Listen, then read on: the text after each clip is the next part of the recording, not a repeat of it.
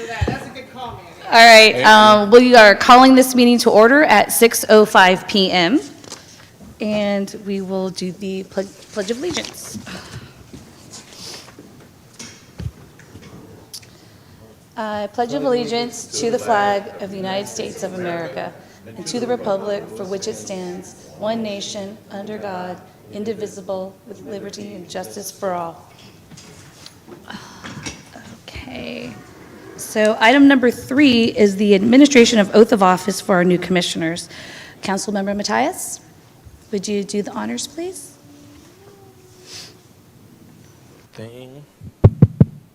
Sure thing. So who are we kicking off with?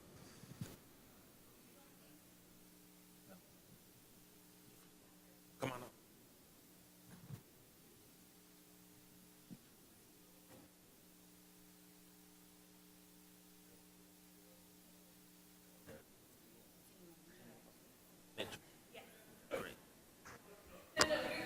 So you're going to look at the camera over there. Yes, you're going to raise your right hand and then you'll just repeat after me.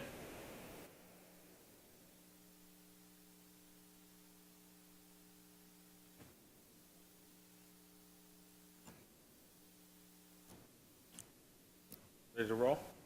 Okay, awesome. So you will be repeating after me. Raise your right hand, please. And so I state your name.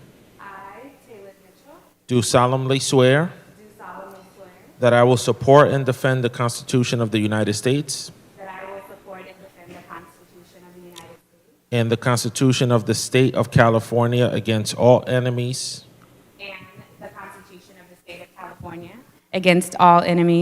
foreign and domestic, and that I will bear true faith and allegiance to the Constitution of the United States and that I will bear true faith and allegiance to the Constitution of the United States and the Constitution of the State of California, and the Constitution of the State of California, and that I take this obligation freely without any mental reservation or purpose of evasion, and that I will well and faithfully discharge the duties upon which I'm about to enter. Congratulations, Commissioner Mitchell. Please take your seat. Next up, Ms. Gonzalez. So you will be looking at the camera straight ahead, and you will raise your right hand and repeat after me. So I state your name. Jessica Gonzalez, Do solemnly swear do solemnly swear that I will support and defend that I will support and defend the Constitution of the United States and the Constitution of the State of California the Constitution of the United States and the Constitution of the State of California against all enemies, foreign and domestic, against all enemies, foreign and domestic, and that I will bear true faith and allegiance and I will bear true faith and allegiance to the Constitution of the United States and the Constitution of the State of California, to the Constitution of the United States and the Constitution of the State of California, and that I take this obligation freely without any mental reservation or purpose of evasion, and that I will well and faithfully discharge the duties upon which I'm about to enter. Commissioner Gonzalez, congratulations. Thank you.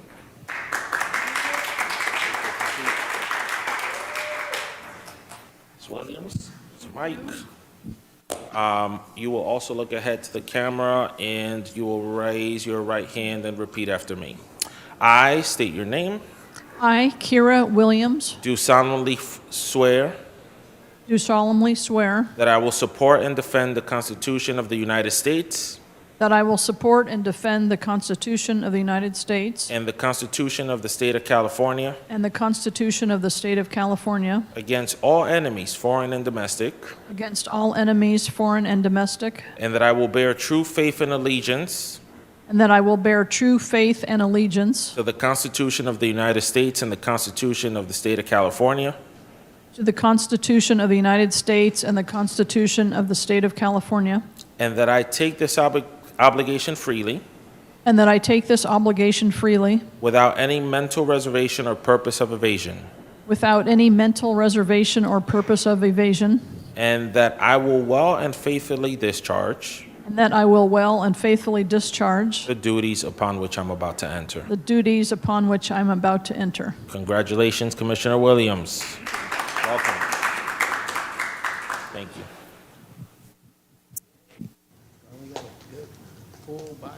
Thank you, Councilmember Matias, and welcome to our new commissioners. Madam Chair. Yes. Madam Chair. May I speak to you? Oh. Thank you. I was going to request that we know who they are. They've been they were interviewed by council, appointed by council, but we'd like to know who they are and a little bit of background. Thank you. All right, so if you would like to go around, we'll start with Commissioner Mitchell. And just introduce yourself and how you got here. Yes, good afternoon or evening. My name is Taylin Mitchell. I have been a resident of Vallejo for 4 years now. I am a business owner here in the city, and I run a consulting firm doing work for organizations, and so I love being able to invest here locally in our city and really think about how we can support more development here. And so I was excited to the opportunity to be able to learn more about what that looks like specifically on the commission. I also support the BWAPA, Black Women Organizing for Political Action. And so here in the county of Solano, I'm determining and supporting different candidates to be able to continue that work here. Yes, and I'm excited to be on the commission. Great, thank you. We're so happy to have you. Commissioner Gonzalez? Well, first off, I didn't think that you guys were going to sit us up here. So I was like, oh, wait, I thought we were going to be in a different room. Anyhow, I am Jessica Gonzalez. I have lived in the city of Vallejo for the last 32 years. I am you would say, a Vallejo kid. And I am an immigrant from El Salvador. My parents came here in the late 80s, and I arrived here in 1990, so this has been home for the last 32 years. I run the program called Ser Latino. I work for the city of Vallejo, the school district, City of Vallejo Unified School District. And part of what I'm doing is I am running a career and post-secondary program for our high school students. And part of this, me coming and being vested here, is not only to provide information access to my community, to our community, who we're very innovative, we're very creative, we're entrepreneurial, but also so that our youth and our young people can have that opportunity to go and do their post-secondary programs, whether it's higher education or the trades, and come back, invest, purchase their property in Vallejo, live here in Vallejo, and thrive here in Vallejo. So I'm very thrilled and honored to be a part of this commission, and I look forward to getting to know all of you. And also, I am one of those people that love Vallejo. So I will not tolerate any Vallejo bashing. I'm here because I am part of the solution in our city. Great, I love that. We're all pro Vallejo up here. Commissioner Williams. Hi, everybody. I'm Kira Williams, and I'm very glad to be here and very honored to be with you. I am the newbie here, at least of the new commissioners. I've lived here 2 years, and I'm very glad to be here. I've been really enjoying Vallejo, and also a champion. And I have a business that I do, I would say, essentially part-time, color consulting and interior decorating. And I worked at the city of Oakland for 20 years in economic development. And I've also run a Main Street program, and I've also marketed opportunities at closing military bases, including Mare Island.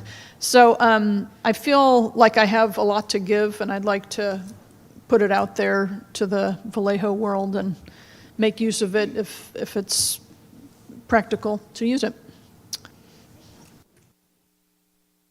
Thank you all for being here. We are so excited to have a full set of commissioners today and moving forward. So, and I think with that, we are ready for roll call.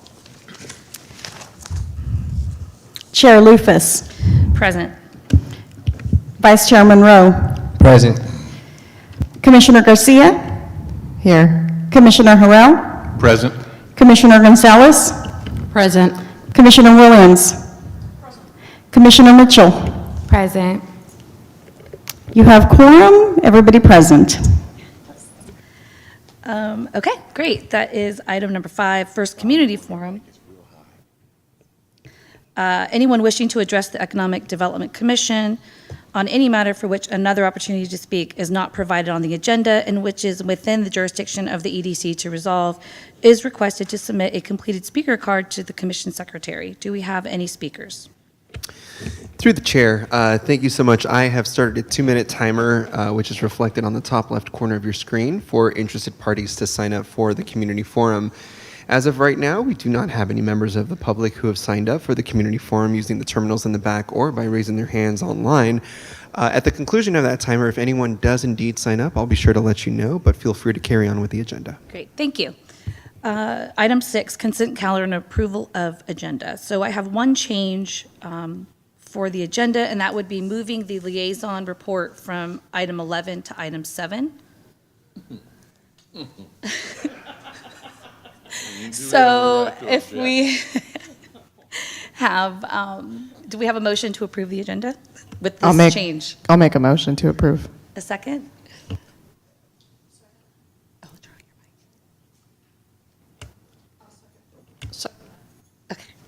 Okay, Commissioner Williams, second.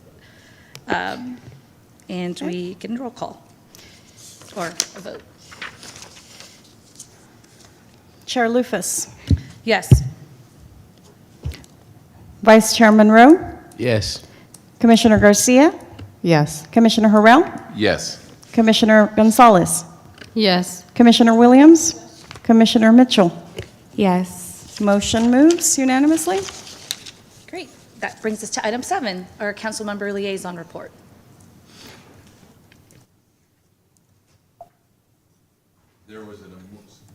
Through the chair, there was a motion to approve the agenda.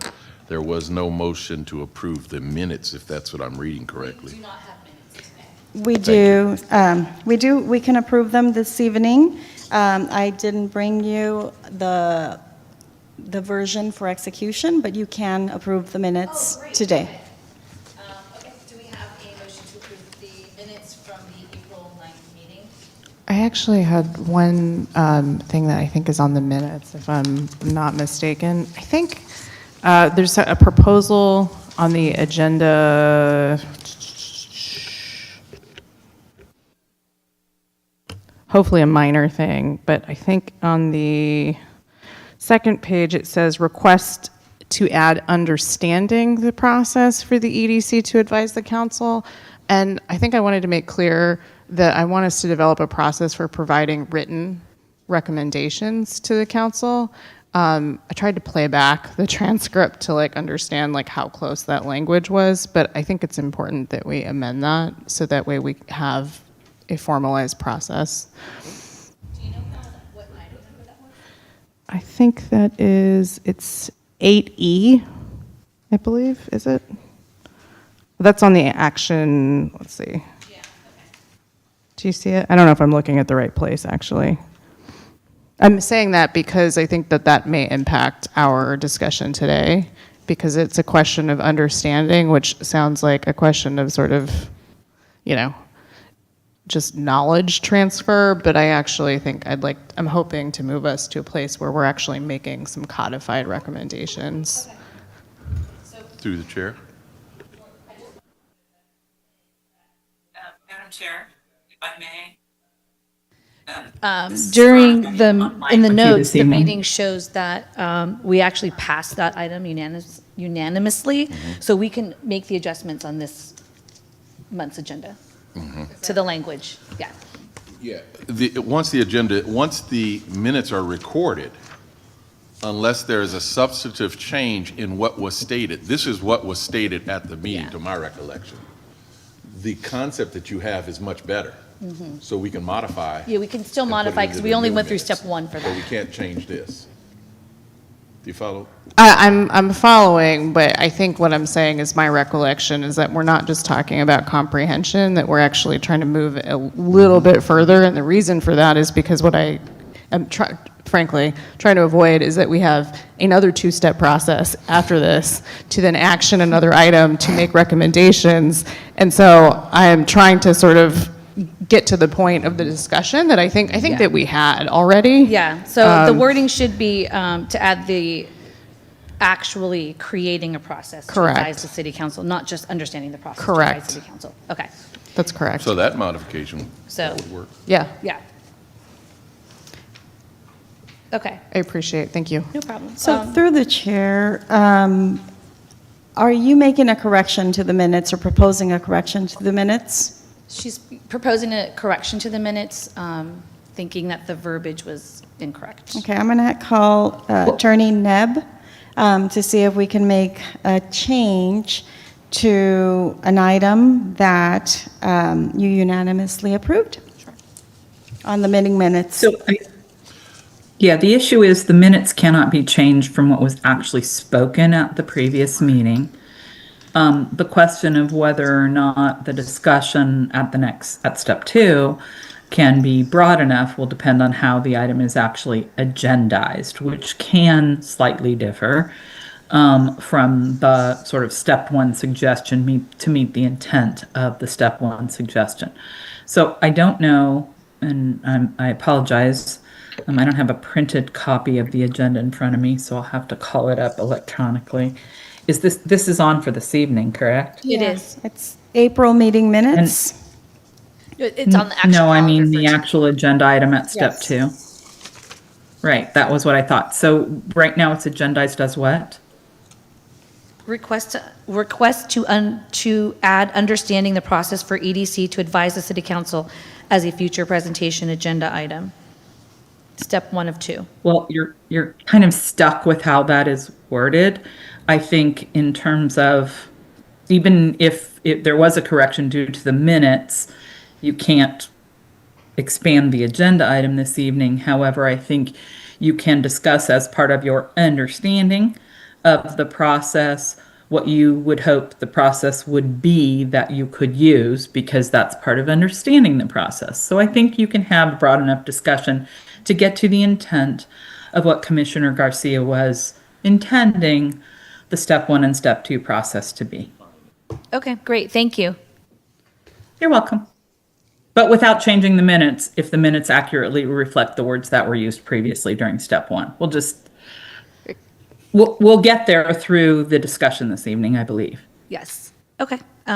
Okay, so with that, do we have a motion to approve the April 9th minutes? And only those that were in attendance can,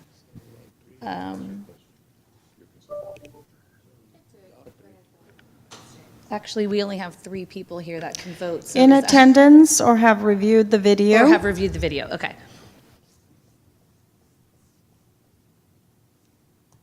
And were members at that time. So the 4 of you who were members at that time can vote on those minutes. But it would require the one commissioner who was not present to vote on the minutes after reviewing the tape, which may not have happened yet, so you may need to carry them over. Yeah, we'll have to carry it. He did not read the minute or watch the video, so we do not have enough votes to pass the minutes. So they will carry to the next meeting? Great. So I think now we're on to item 7. Yes, we are. The liaison report. Thank you, Chairman. So I just want to start out again thanking our both returning commissioners and our new commissioners for your service to the city.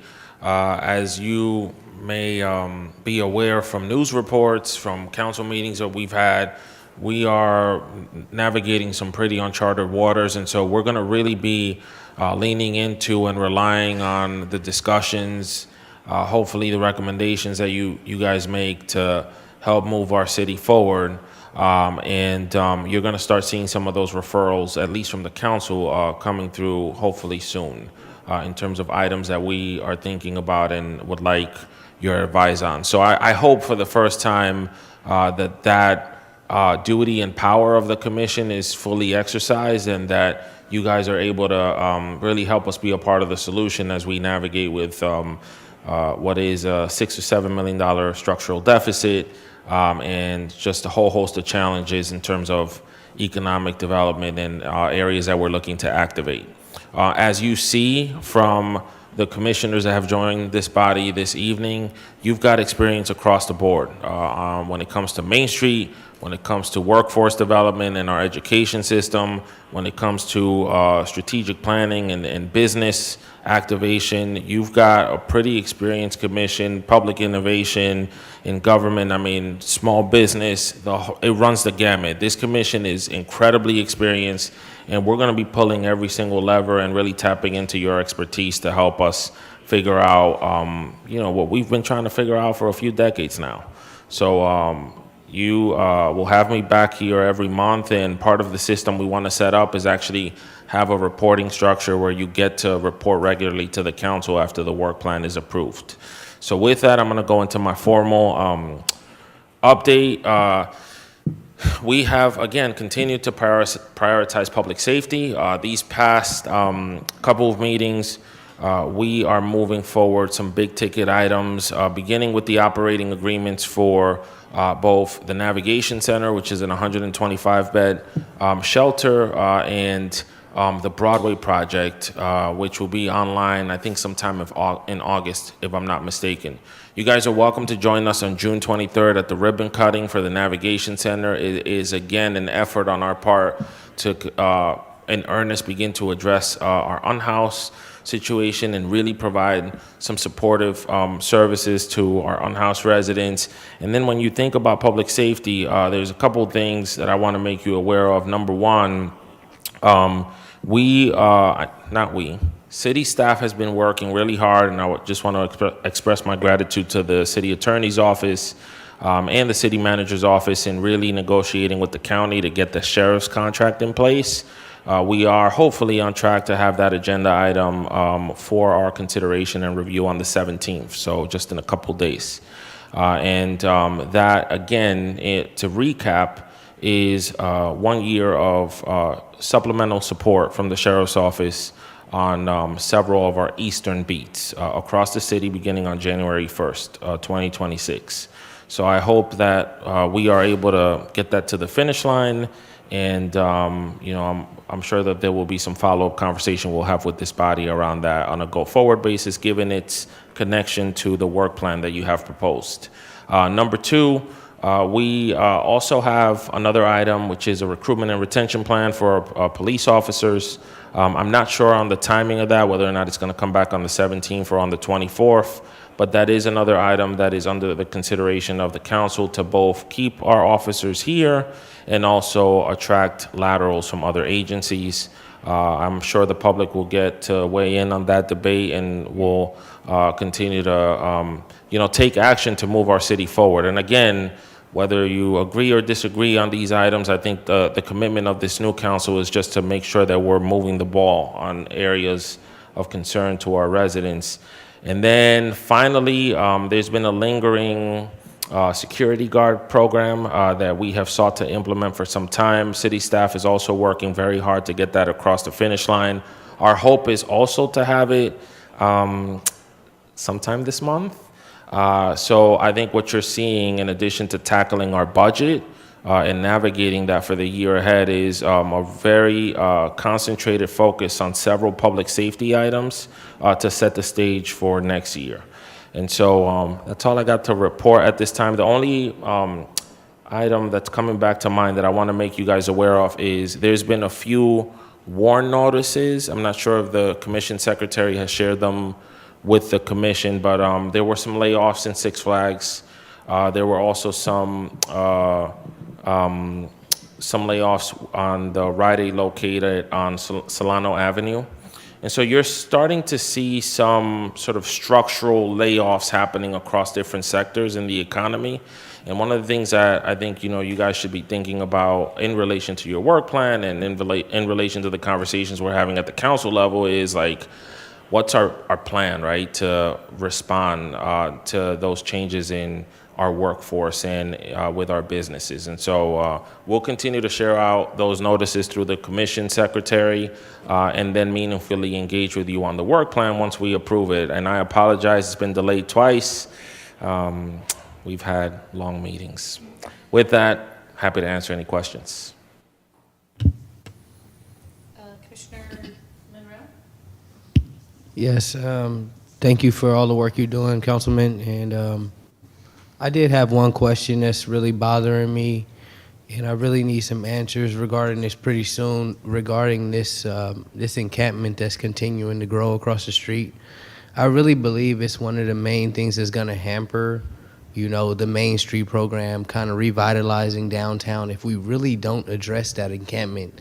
The other day, I just walked down to the, Mare Island Brew Co., just, taking a little stroll through there, and it's so bad right now that we have to respond as a city. And I don't know if we all got to just come plead to you guys for something to get done, because, we don't want this negative perception that we just moving people around and this and that, but something has to give when our city is just being destroyed and just depleted, and it just seems like nobody really cares other than, hey, let's go out there and give them some trash bags and let's go feed them and do this.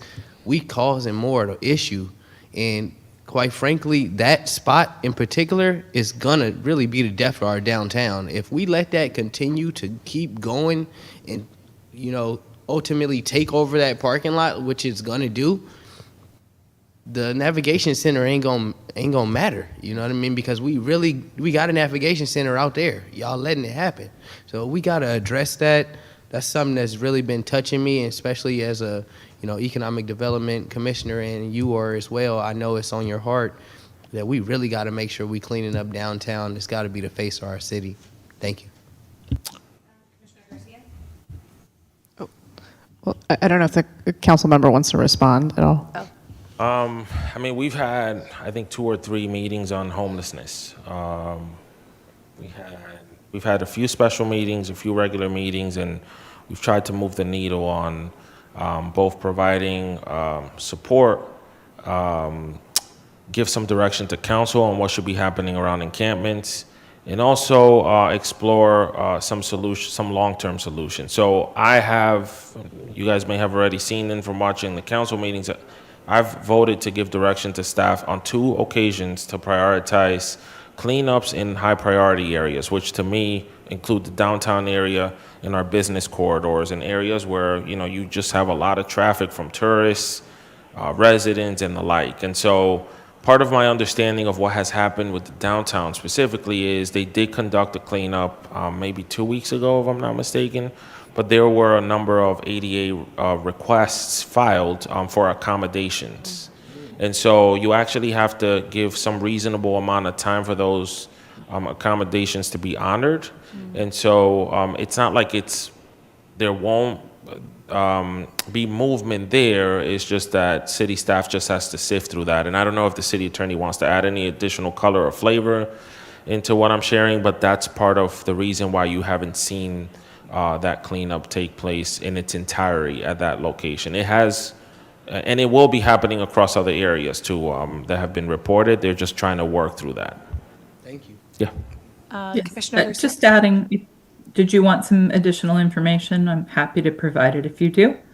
Would you like to hear additional information? City staff is working on that particular site. Notices have gone out. We are proceeding to follow the law in addressing that particular encampment and cleaning up the trash, cleaning up debris and other things that are around the site, and also moving the individuals on, providing what information staff has and can provide relating to resources. Those are provided through our nonprofit entities that assist with providing information about shelter options, food, other options that the unhoused have. So all of that is proceeding in accordance with the law, and we continue to work on every site that we start a notice on in accordance with that. So this process has started for the site that you've identified, Commissioner. Thank you so much. And I was going to ask one alternative question since you're here. Are we going to have committed boots on the ground for people that are trying to get people into the navigation center? Because we really need to make sure that we got whatever resources we have to make sure that people in the streets of Vallejo, on the streets of Vallejo, have an opportunity to get to that navigation center. I just spoke to a young man that I've been seeing homeless for 10 years on Kentucky Street. He walks up and down my street for the past 10 years, young man, long hair, young Latino man. And I asked him about the navigation center, and his speech isn't really there, you know what I mean? He speaks English, but it's the drugs and everything else that kind of compromised him. So we really need to make sure we have an emphasis on people on the streets going to get these folks and figuring out how can they better assist them to get to the navigation center. And thank you. Yeah, more detail on that can be provided by our staff person who addresses the homelessness situation.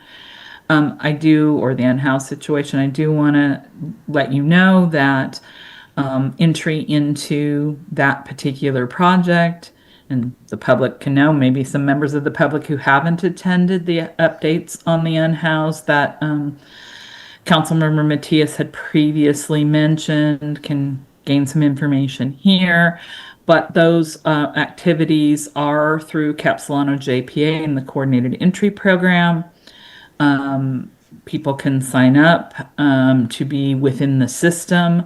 We can't guarantee any specific placements will be made relating to specific individuals, but certainly they must be signed up within the system to be considered for placement within the Navigation Center. So we encourage folks to sign up. And I know that there has been some outreach in the sign-up program. At our last council meeting, there was a report, Councilmember Matias may need to help me, that I think that there had been a report from the JPA and the nonprofit individuals that had been assisting with this work, that there had been, I think, 300 individuals in the recent sign up. Yes. Please don't quote me on that particular number. Natalie Peterson would have that exact number, but they are working on it. That's what I can say. It's a little bit hard to chase some of these sign-ups, but they are making efforts, concerted efforts to get all of the individuals that they do have contact with signed up. Thank you to both of you guys for that information. And it's just good that, elected officials and city officials are actually, putting that information out there so people can understand there are steps to this. You're not going to just get access granted, but, there's formalities and things like that need to be taken place. So I appreciate that information and insight. Thank you. And the last piece I'll just add on that, and I'm sorry, Commissioner Garcia, is there's at least 120 reported encampments. We received a report and I tallied them up. And so if you think about that number of reported encampments and then the staffing we have, and then the legal barriers or the fact that we have to follow the law, I don't want to call it a legal barrier, right? Those are all things that take time, coordination, right? And so we just have to make sure that we're that's why I proposed, and so did Councilmember Palmares, that we sort of focus on those high priority areas, because that can help us target the staff and all of our resources to those areas while we go into the summer and we have all these events happening across the city. So just wanted to share the size and the magnitude so you guys can understand what's happening there in terms of what the city's trying to address. Great, thank you. Commissioner Garcia? Thank you, and no problem. Thank you, council member. Really appreciate the time, especially I know it's been long hours for you and Attorney Neb and probably Manny. I don't know. I think you have cots buried somewhere in City Hall. I think my question is much more of a procedural one. I know we're going to be speaking later about how to understand the process of advisement. The principal role of this commission is to advise, but it appears to me that there really hasn't been a process to do that. To receive or to give or deliver that advisement. So functionally, it seems that we are not able to actually do the job of the commission as it's stated. So one of the things I'm curious from you is how do how other commissions deliver recommendations to the council in your experience? And also, what are some of the, sort of desired outputs? Is it a memo? Is it, I can imagine after 5 hours of a council meeting, another 2 hours of a meeting, plus another 2 hours of another meeting. I think all of that adds up to a full-time job for a part-time work that you signed up for. Yeah, so there's two things we're trying to solve for. I made a referral earlier this year, and one of the questions I asked the city attorney was, what's the formal process once a council member makes a referral and the council votes on it for a commission to actually look at what that referral is? And so that is something that City Attorney Neb and I have been working through in relation to the Measure P Commission, which is where I sent the referral to. And that will hopefully, what that would entail is going on the agenda, having them discuss it, and then they will issue a recommendation based on that referral that I made that will come back up to the council. When it comes to my own experience, I think namely serving on this commission, because I don't think it happened much on the code enforcement side, we developed a work plan. There were agenda items that sort of fell under that work plan, and as we had those discussions and we aligned around recommendations as a group, we formalized those recommendations in the form of a resolution that then went to council, and then they had to take action on. Now, will there be any change to that? I'm not sure. I think City Attorney Neb has to weigh in on that front, but part of what I want to set up is not just the process whereby we receive reports on the progress you're making on the work plan, but more so that there are touch points at the council level where you go up and have discussions with us around some of the things that you're evaluating and how you arrived at some of the recommendations that you're sending up to council. So in an ideal world, and again, this takes the full council to vote on, we would have on a quarterly basis representatives from this body go up and share that progress on the work plan and then elevate issues that you guys are talking through and then associated recommendations. But City Attorney Neb, not sure if you have any additional flavor or insight to add on any of those pieces. I think that was well stated and in accordance with the process that we've currently been using. And then the ask of sort of this idea of quarterly reports or some opportunity for presentation and a bit of back and forth discussion so that the recommendation is well understood and the council has the opportunity to ask questions. So that latter part, the joint meetings or presentation of a report on a quarterly basis has not yet been acted upon by the council. But within the confines of what we have been doing with other boards and commissions, Councilmember Matias has accurately stated, look, if it's within your work plan and it's approved and you have some ideas, or if it's within your charge under your ordinance, then certainly once you've put it on your agenda and discussed it and you have a recommendation to make, that generally takes the form of a resolution of this body, which you have done several of those in the past. But if it were long, let's say you had it in a memo format and it was 3 pages, you could attach that to the resolution. Commission is making the recommendation attached as Exhibit A, and it could be a memorandum that tries to do more explaining of what that recommendation is. And that is certainly permissible. It's also, permissible for a member of the commission with the commission's authority to come and speak to that resolution before the city council within the confines of, public comment, etc., within the process we currently have. Now, what Councilmember Matias is suggesting is a more formalized process of reporting on the work plan, on your efforts, and then on any recommendations that you may be making. That's still in the works, but I think you're about maybe halfway there with the process we already have, if that helps. Thank you. Commissioner Harrell? Good evening, and thank you for joining us this evening. I applaud your energy. Both you, Attorney Nebb, and anybody else, Manny, anybody else has been suffering through the ungodly meetings that you've been having. I don't quite understand. I really need an education into how meetings should last that late. That being said, I think that the homeless issue is an issue that specifically should be addressed by this commission as well, because it is critical in the scope of what we do relative to economic development. I am exploring the purchase of a building here in the downtown. I'm not a large investor or anything like that. Yeah, I'm heavy, leave me alone. I'm not a large investor or anything like that with unlimited resources. And I'll be honest with you, if there are no camping signs, if there are no dumping signs put in place, when the encampments that we're speaking of right now are cleared in the downtown area, it's almost a nix. It's a no-go.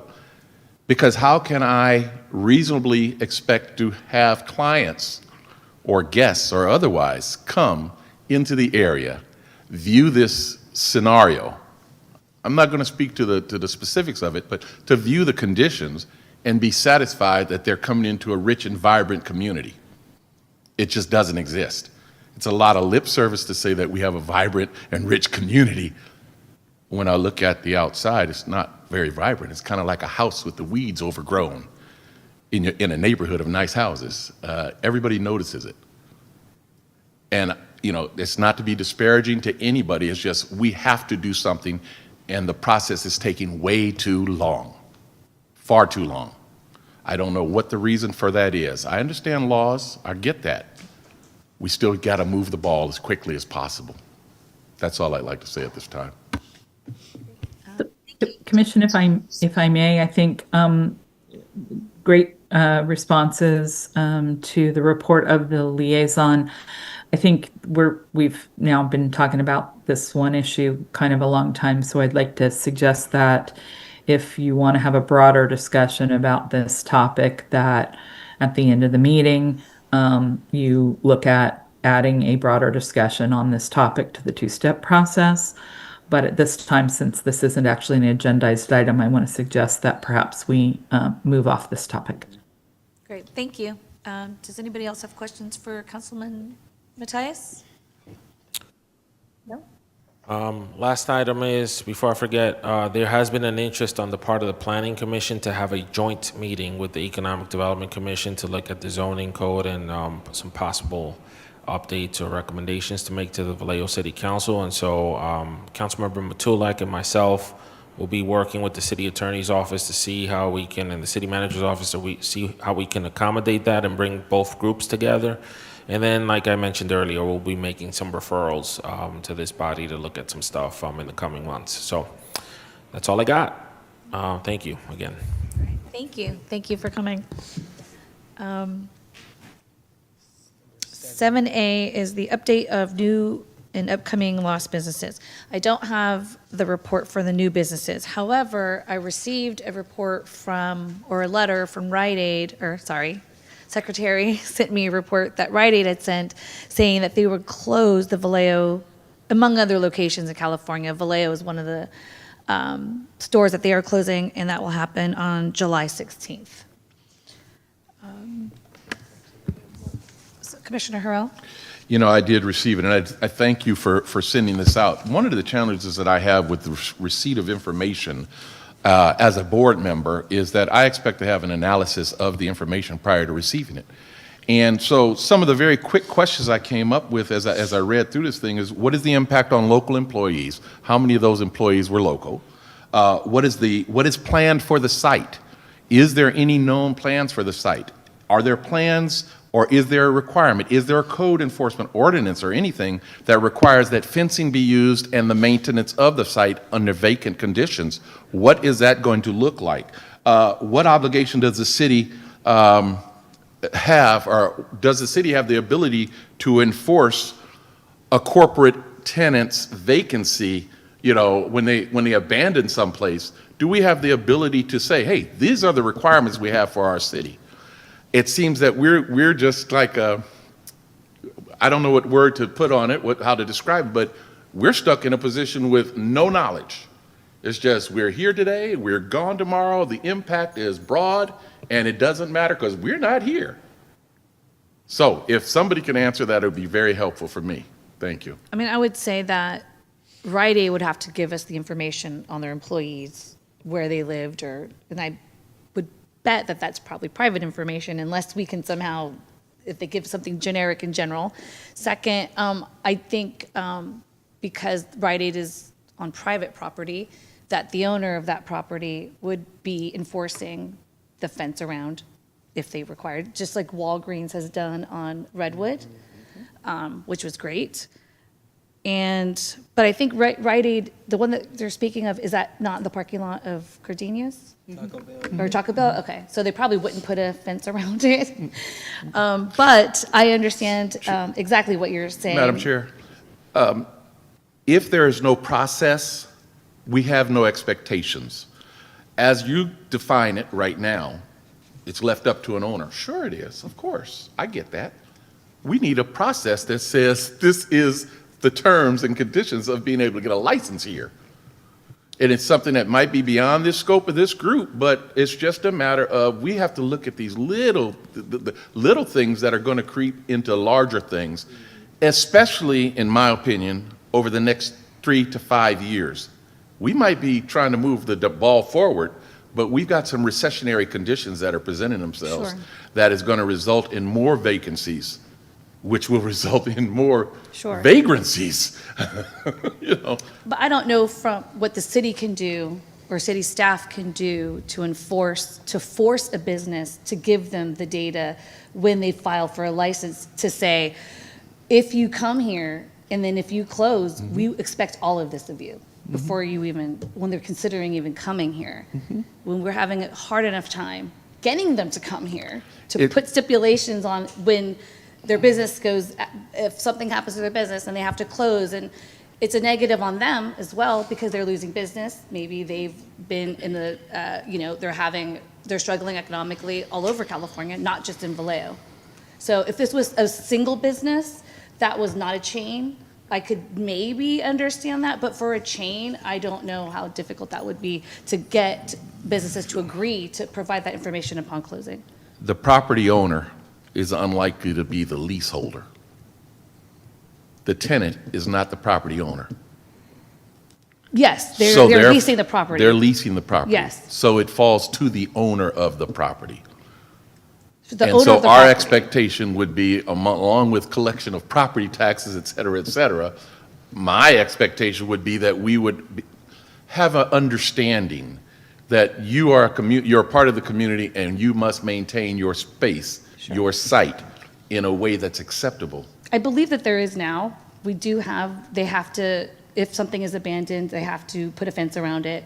I believe so. That is already being enforced. It is a code. Okay. That has to be enforced already. But as far as it being in the parking lot, I don't think, I think it's just gonna be an empty building in the parking lot, just like Walgreens on Springs. They can't really do anything about it. It's just a big empty parking lot. So unfortunately, I don't think Okay. there's anything we could do about that, or that the city could enforce successfully to businesses, to force the Property owners, the owners. property owners to do Property that, so, owners. unfortunately. Sure, go ahead and press the button to speak. There you go. Okay.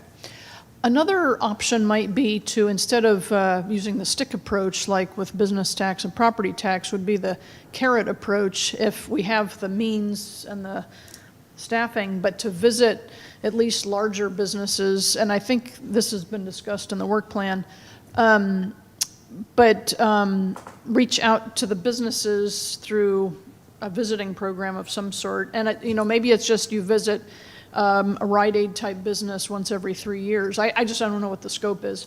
And then one of the key questions we ask them is about how many of your staff live in Vallejo. And I'm sure the manager would give us a ballpark of some sort. And I think that's what you're getting at. And then another favorite thing of mine to do is to reach out to property owners because they hold the cards in so many ways. And I would think there probably is some sort of ordinance, maybe policed by code enforcement, of maintaining your building in, whatever the status is of the tenant. And I love to find property owners who are the low-hanging fruit. Oh yeah, I would love to invest in my building. I would love some help getting a tenant. I would love to, paint the exterior, do some new landscaping. And that often is not every property owner is like that. I'm sure there's a lot of property owners in Vallejo who are the opposite, but just try to find out who those property owners are, and as yourself now, and if you buy this other building.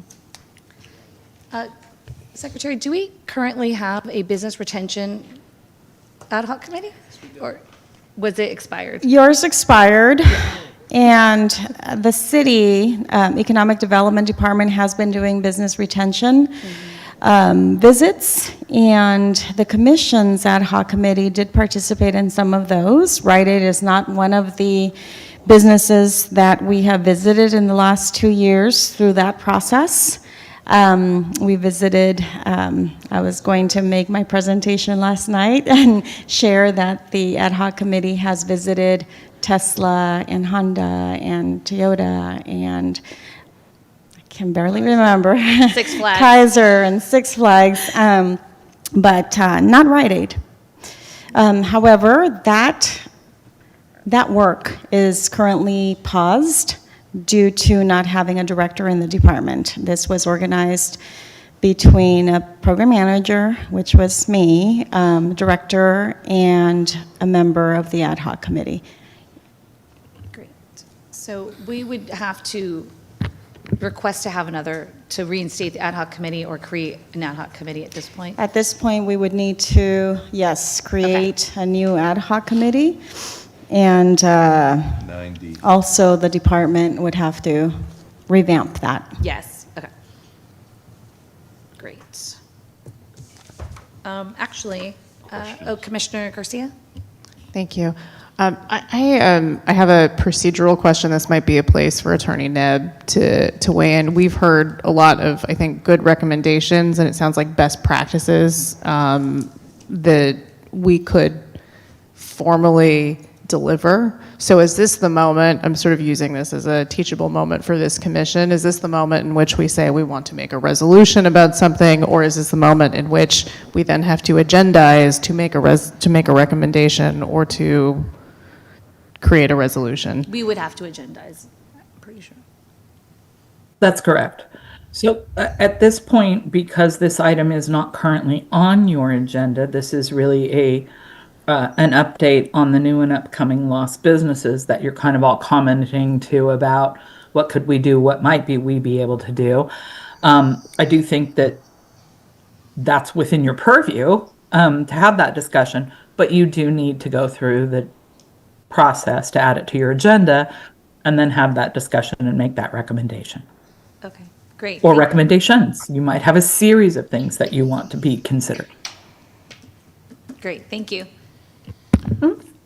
Commissioner Harrell?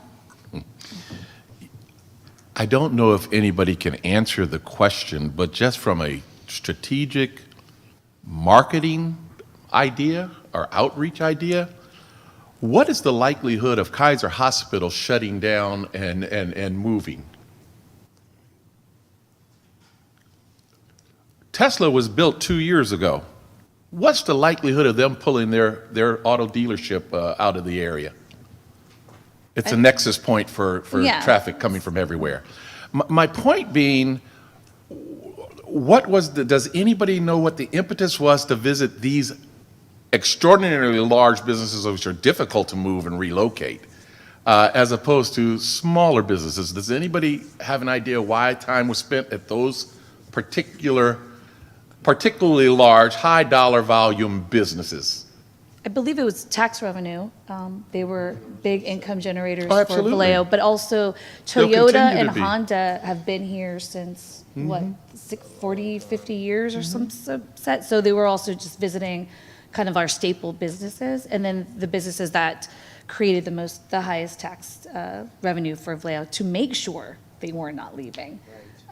That was the purpose of believe that that's how they were selected, so. Business retention on a smaller level was actually what this body was for. We, as an ad hoc committee, I would go out and visit businesses, do the business highlights, interview them, and then bring that information back to the commission. So, Thank you. I could add one or two points to your question. So if you remember, Director Neiman was new to the city. Because I did ask him, why are we visiting these particular businesses? The objective is retention and expansion. So we were focusing not only on retention, but also in expansion. These are key businesses in the city, and Kaiser wants to expand.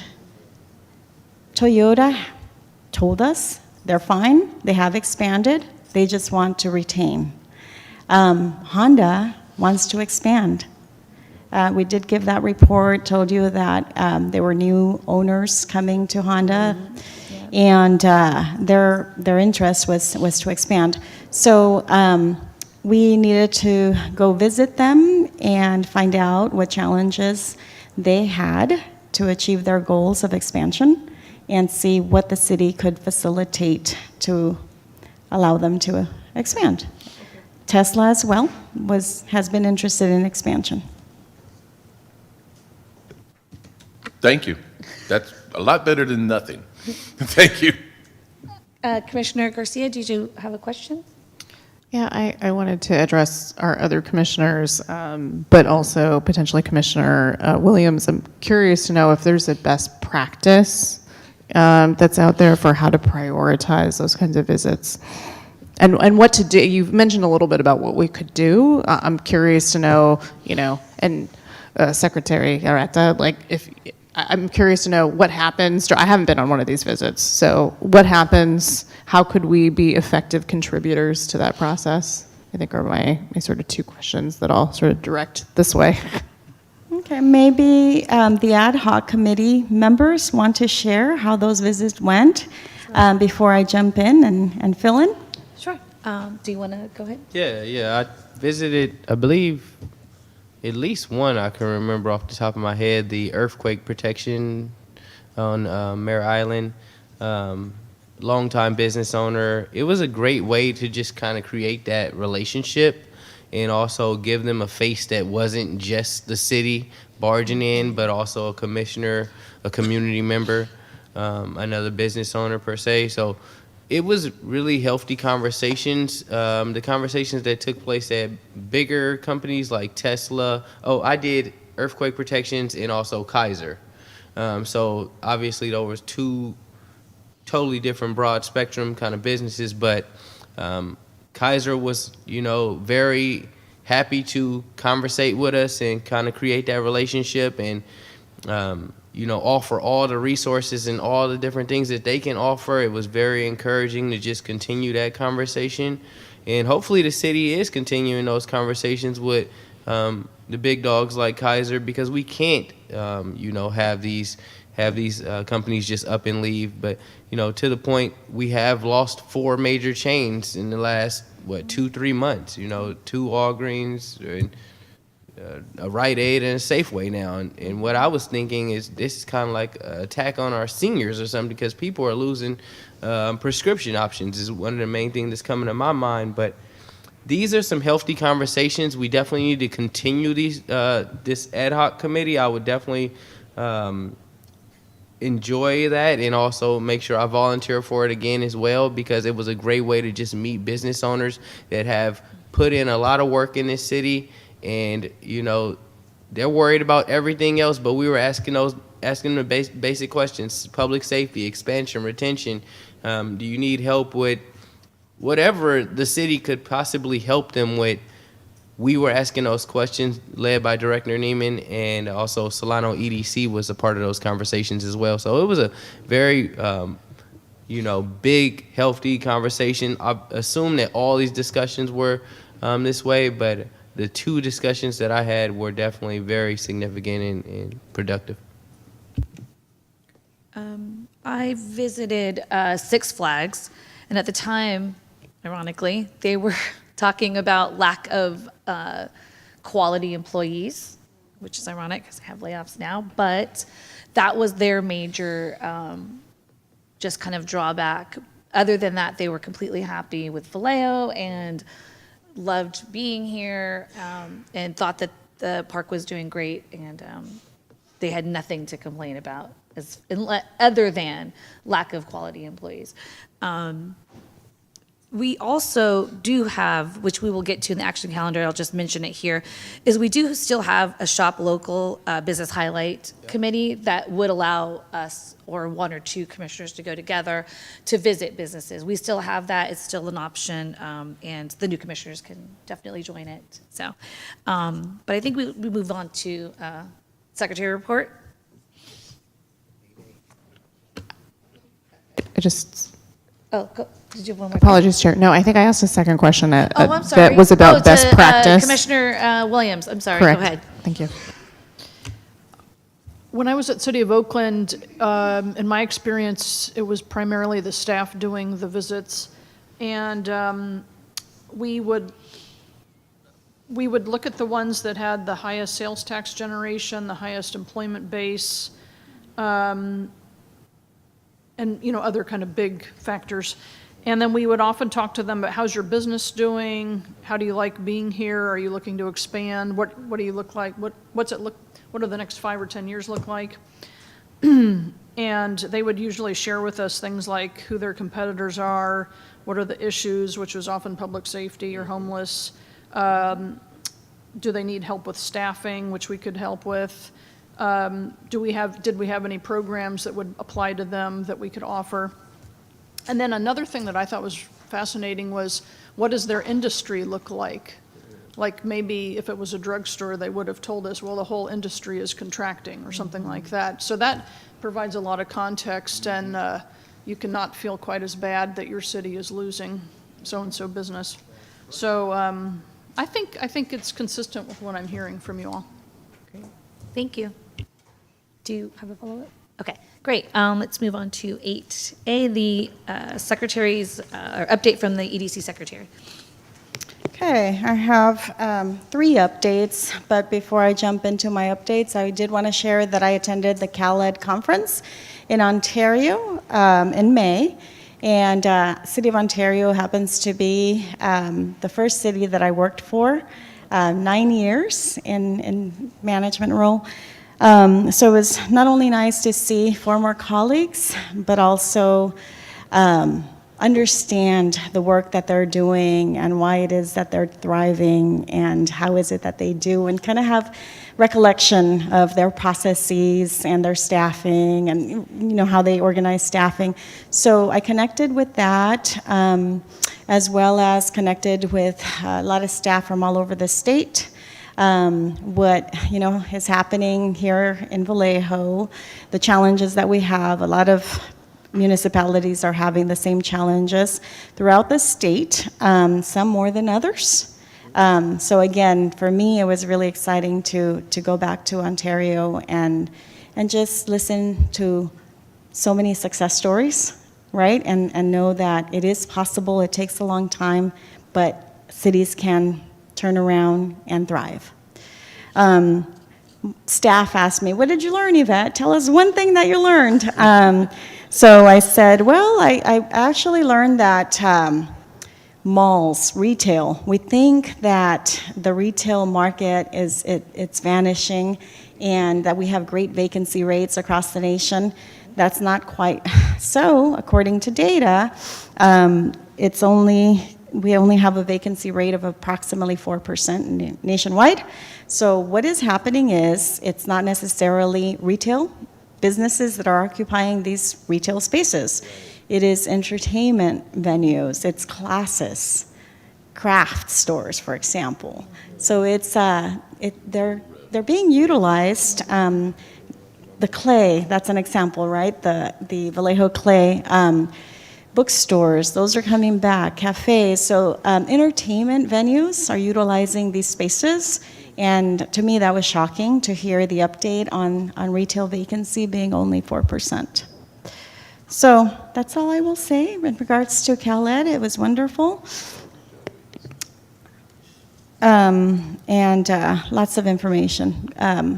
One other thing I will say is that they have large facilities in Ontario, and the DoubleTree, really large DoubleTree, their largest conference room was full.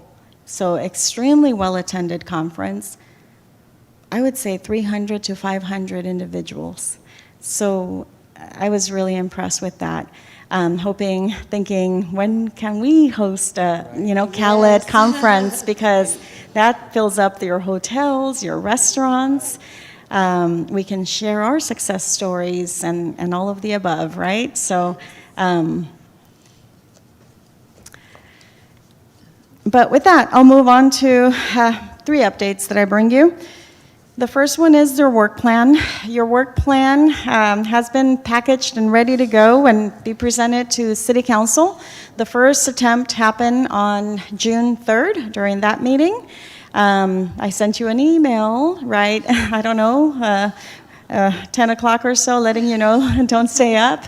It wasn't going to be presented on that day. We tried again just last night.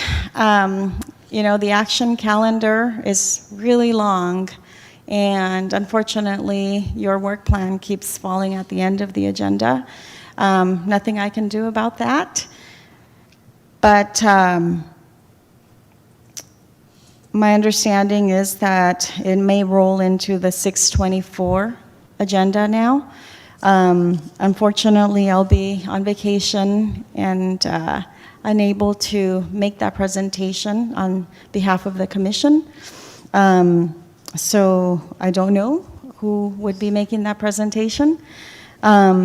If it doesn't happen on the 6/24, we're rolling into July. So July 9th would be the next meeting after. The second update I have is an update on your budget. And this is the fiscal year 24-25 budget. From your $10,392, you have a balance of $7,967. What you have expended is on trainings, professional development and trainings. And from your $4,392 budget, you have a balance of $1,967. So 4 webinars have been purchased. And my understanding is that Chair Lufus has already gotten one of those trainings, and 3 of them are still to be determined who will fulfill those or when.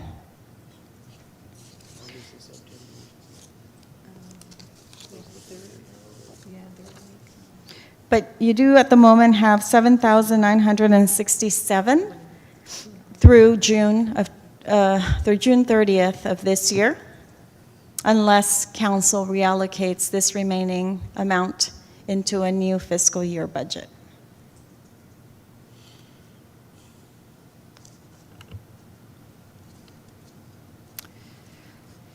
And that is being requested through your work plan, that the remainder be reallocated into next year's fiscal year budget. And the third update is that I brought you the Rosenberg Rules of Orders cheat sheet. This was requested by Commissioner Williams, and I thought, why not bring them for all? So I'm bringing you a really nice one-pager cheat sheet for you to have handy. Other than that, just a reminder to submit all the forms, do all the trainings that the city clerk has requested from new commissioners. So that's all. Great, thank you so much. Commissioner Garcia, did you have a question?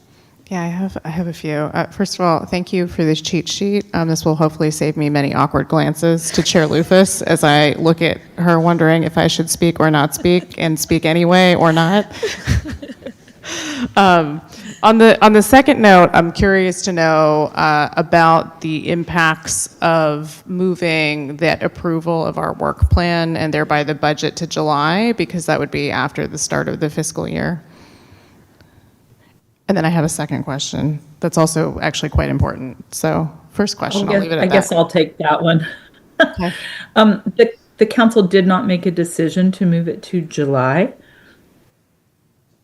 We hope to still have a new budget and get the information requested by the council to the council before the end of June. If that does not happen, however, what the council did acknowledge and discuss last evening was a carryover budget, which essentially carries over the budget from the previous fiscal year until the new budget is adopted, and they can take that action at their next meeting. In order, if they do not adopt the new budget, they can adopt the carryover and then pick up the new budget after the 1st of July. Got it, thank you. And because we're requesting new and additional funds, does that, I imagine if there's a carryover and the budget is not approved, would that discrepancy, how would that discrepancy be addressed? That funding would not at that point have been approved and would wait for the new budget, assuming the council approves it. Remember, that is discretionary on their part. But your previous monies that have yet to be fully expended that were in the previous budget would, with the carryover budget, carry over. Got it, thanks. And then, yeah, I think just to confirm and clarify, we're not talking about a use or lose situation by June 30th, is that correct? Use or lose situation with the previous budget? Correct. The amount that's the left over carryover from the previous year. Correct. You normally would be, but you included, I believe, in your request or a carryover request. Great. I'm correct on. And then I have this is probably more of it's a flag and a question. What I noticed is that in the resolution that was in the packet, the line item budget differs than what is actually in the work plan line item budget, and the line item budget in the resolution are different. And I don't know if that accounts for any sort of shift in our plan, if that was an error or what, but I wanted to flag that because I don't know what that might mean, I think, just in terms of moving forward. I can't. So you had your resolution, attached your resolution was the two, and I may need help from Yvette with this, were the two, was the exhibit, which included your carryover, anything left from the previous budget, left unexpended up to a specific amount, and then the new ask out of your new and yet to be approved, but still would be before them work plan. Are you saying that? Maybe I'll just be really specific. When you add up those two numbers, they don't add up to the total ask? Or because I would think there is some possibility that finance adjusted it based on the actual expenditure to date. No, But I think let me try to be clear. So on page 13 of the work plan, there's a listed line item budget for the 20,000 for that we're requesting on behalf of the commission. When you compare what is on page 13 of the work plan to page, I don't know what page number it is. Attorney Neb, I feel like we're always looking for page numbers. We are actually, I think you're right. I think it's page 3, actually. If you actually look at the line item, the description of those line items, they differ. And so my question is, why do they differ? I don't know, maybe it doesn't matter as much. Maybe it's immaterial to this conversation. You know, From the I hate to be budgetary nitpicky, perspective. but I think it impacts the sort of like, you know, how we're able to advance the work plan, which is why I surface it. So assuming that the council approves the work plan as written, then the work plan controls the work. The budget is a budget total. So while from a line item perspective, you know, staff would compare it to the work plan, finance staff would compare it to the work plan for each of those items. The budget doesn't granularly address that issue, if that makes sense. Yes. It just says, you know, Economic Development Commission, work plan, expenditure, right. whatever that total amount is. So I'm not sure there's a huge discrepancy. That I think reaching out to Reka to confirm what my understanding is might be helpful. Yeah, so I'm looking at the resolution, and the resolution lays out both the $20,000 request and lays out the details for the $10,392. So what the resolution is asking is unexpended funds. Remainder, in other words, of that 10,392. Essentially the 7,000 that I mentioned, the 7,967.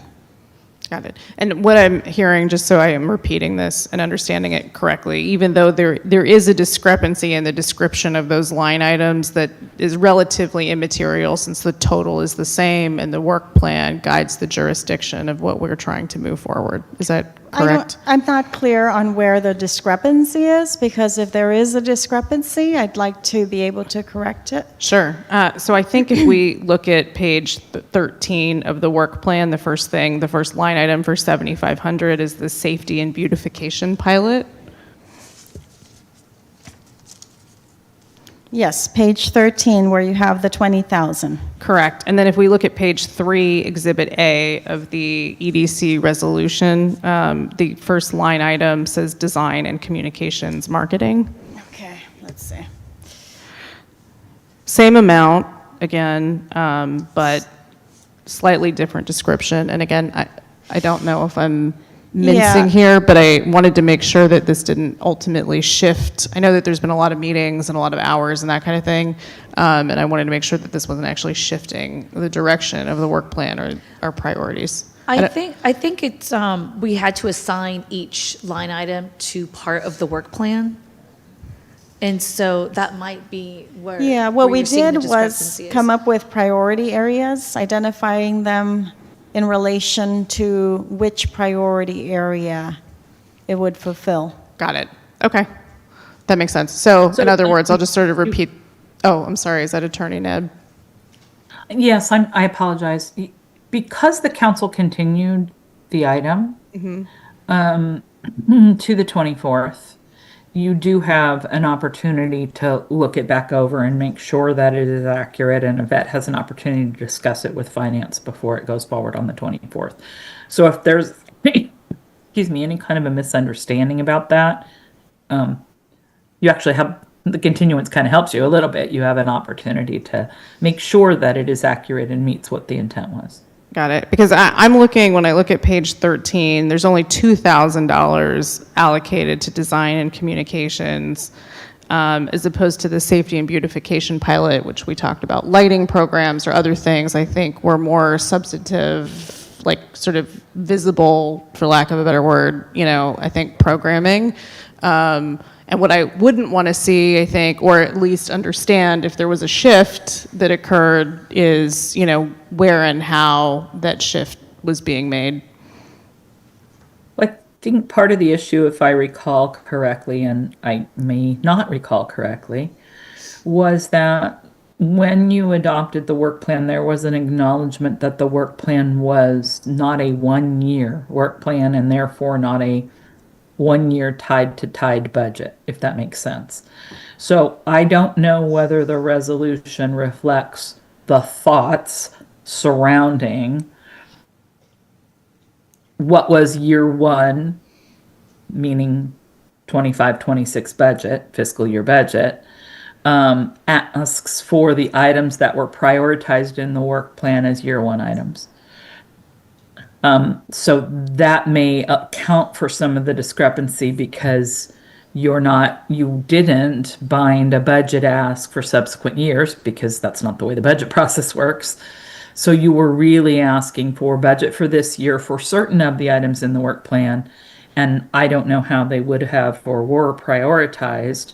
The commission adopted the resolution with the attachment that was attached. And I don't believe that the budget very specifically states, for lack of a better word, that the council's budget, is tied strictly to those line items, but that was the ask as it went forward for year one items. Does that make sense? I think. Yeah, it does. I Again. mean, you're saying that there's some discretion in moving this year after year if there's a need, right? I mean, it's not set in stone for it to Well, you'll be make another expended. budget ask next, presumptively. If you want to move on to the next year's items under the work plan, Yeah, the multi-year work plan, but then the following year you'll be asking for another, budget allocation to further that work under the work plan. But Commissioner Garcia, for looking at the budget on the work plans, page 13, against the resolution for the 20,000, if I go from bottom up, the 2,000, 2,000, 3,500, 5,000, they're very similar. It's just the first 75,000, I'm sorry, 7,500 that I described it as design and communications marketing, and in the work plan, it says safety and beautification pilot. Yeah, and I think the reason why I'm clarifying this is because I wanted to make sure that we discussed, I think, that item quite a bit when we did the work plan and wanting to come up with, and I think, frankly, I think Attorney Nebb, you came up with the framing of safety and beautification pilot because we really wanted to make an effort to align that with any existing work that might be happening, et cetera.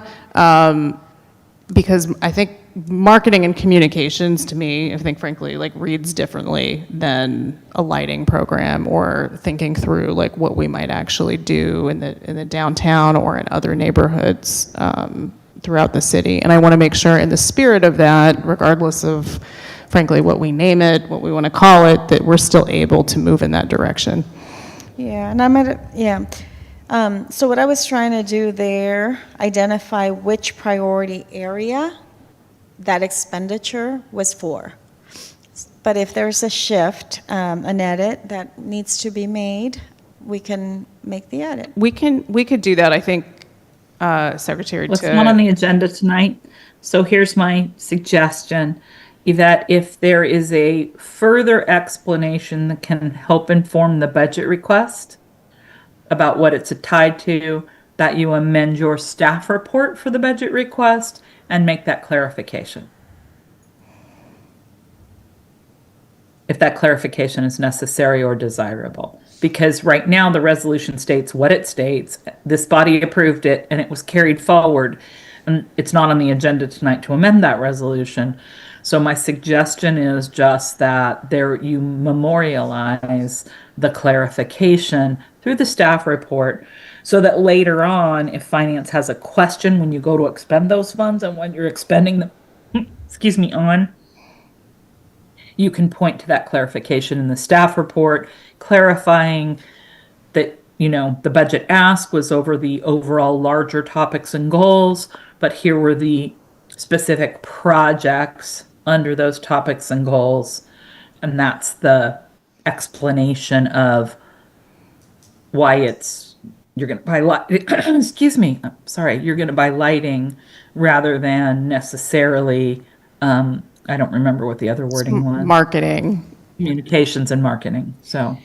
And I please. just want to point out that the commission's resolution and the council's resolution are identical in terms of the $20,000 line item budget. I'm sorry, repeat that again. I want to make sure I understand. That the resolution that the commission approved is identical to the budget part, the $20,000 ask. I believe it's identical. So the commission approved that, and I just mainly did a cut and paste for what, to mimic what the commission requested for those $20,000. I might be misremembering. That I think we get that. I think what Commissioner, I'm sorry, No, Commissioner go Garcia. ahead. Go ahead, I Attorney. think what Commissioner Garcia is trying to say is it appears, at least, I'm not going to use the word conflict, but that the semantics of the language when you're using the bigger topic heading don't reflect what the work plan reflects. So there's a bit of a discrepancy that could be interpreted. I'm not saying it's a discrepancy. I'm saying you could interpret it as a discrepancy between the resolution adopted by the commission, forget about the council one, but adopted by the commission, and the actual work plan being approved by the council. And that Commissioner Garcia is making the suggestion that we clarify for the council's edification and for the record, so that there's not a problem later on, what that ties back to in the work plan, and that bigger topic is really these specific items under the work plan. I don't think there's a problem making that clarification to the council in the staff report and council resolution that will ultimately be adopted to, assuming they approve it. I'm sorry, I don't want to predetermine for the council, but if the council approves it, that would ultimately be adopted by the council to support the work plan in question, that they're also approving if they approve it. But you want the budget and the work plan to match semantically or explain what the larger topic means is, I think, the suggestion, unless I have misstated that suggestion. I think that's a great suggestion. I think we should move forward. What I heard was a clarification in the staff report that we can ultimately make. So are we is that right? leaving both resolutions as they are, and we're leaving the work plan as it is? Yes. And I'd I have think that's what I heard, Attorney Nebb, your recommendation was. Is that correct? I'm a little bit less certain on the resolution, but I can help Yvette with the staff report and the resolution to reflect what it is that you're currently talking about. And if we have questions, we can reach back out. Great. Thank you.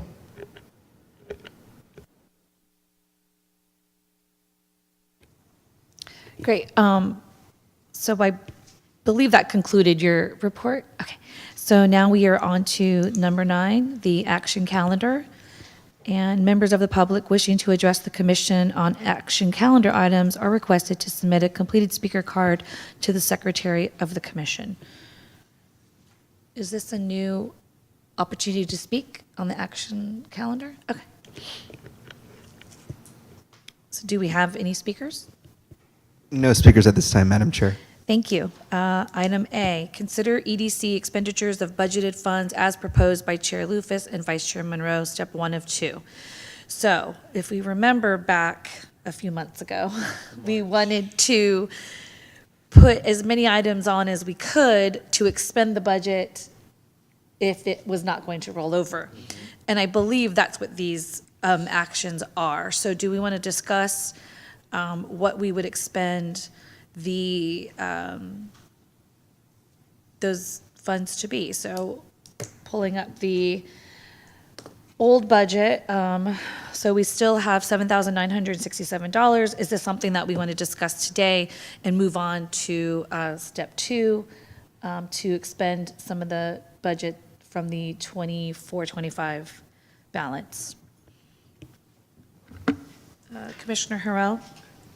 I don't believe we have 7,000 left in the account based on the previous, We do. the earlier stated expenditures for training. We've spent for that 3,000 something or close to 4, so we still have 7,967. Okay, for whatever reason, I thought I heard 4,000 something was what we had remaining. Oh, no, we had 4,392 allocated towards trainings, and we've used Okay. 3,000 Okay, something, thank so, you. Yes.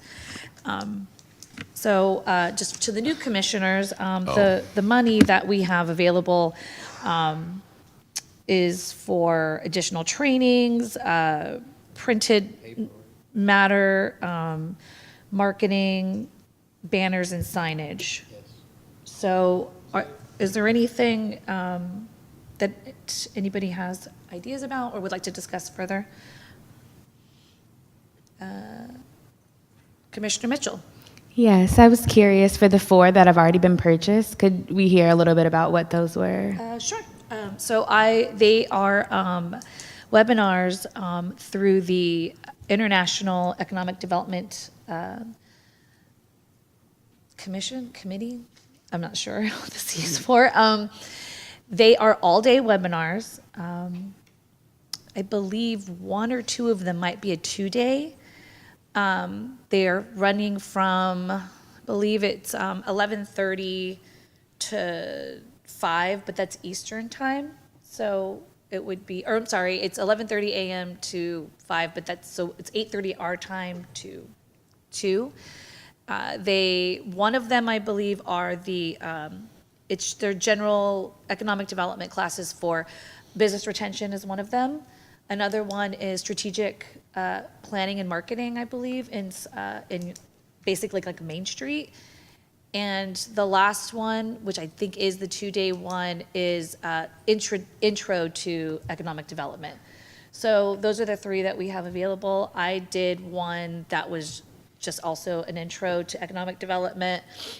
These classes are, if you are going to want to be an accredited economic development advisor, I guess, the classes are accredited if you choose to go that route. So, and anybody who would like to, I'll get the dates and I'll email them to everybody. I think that there are 2 in August and 1 in October and November.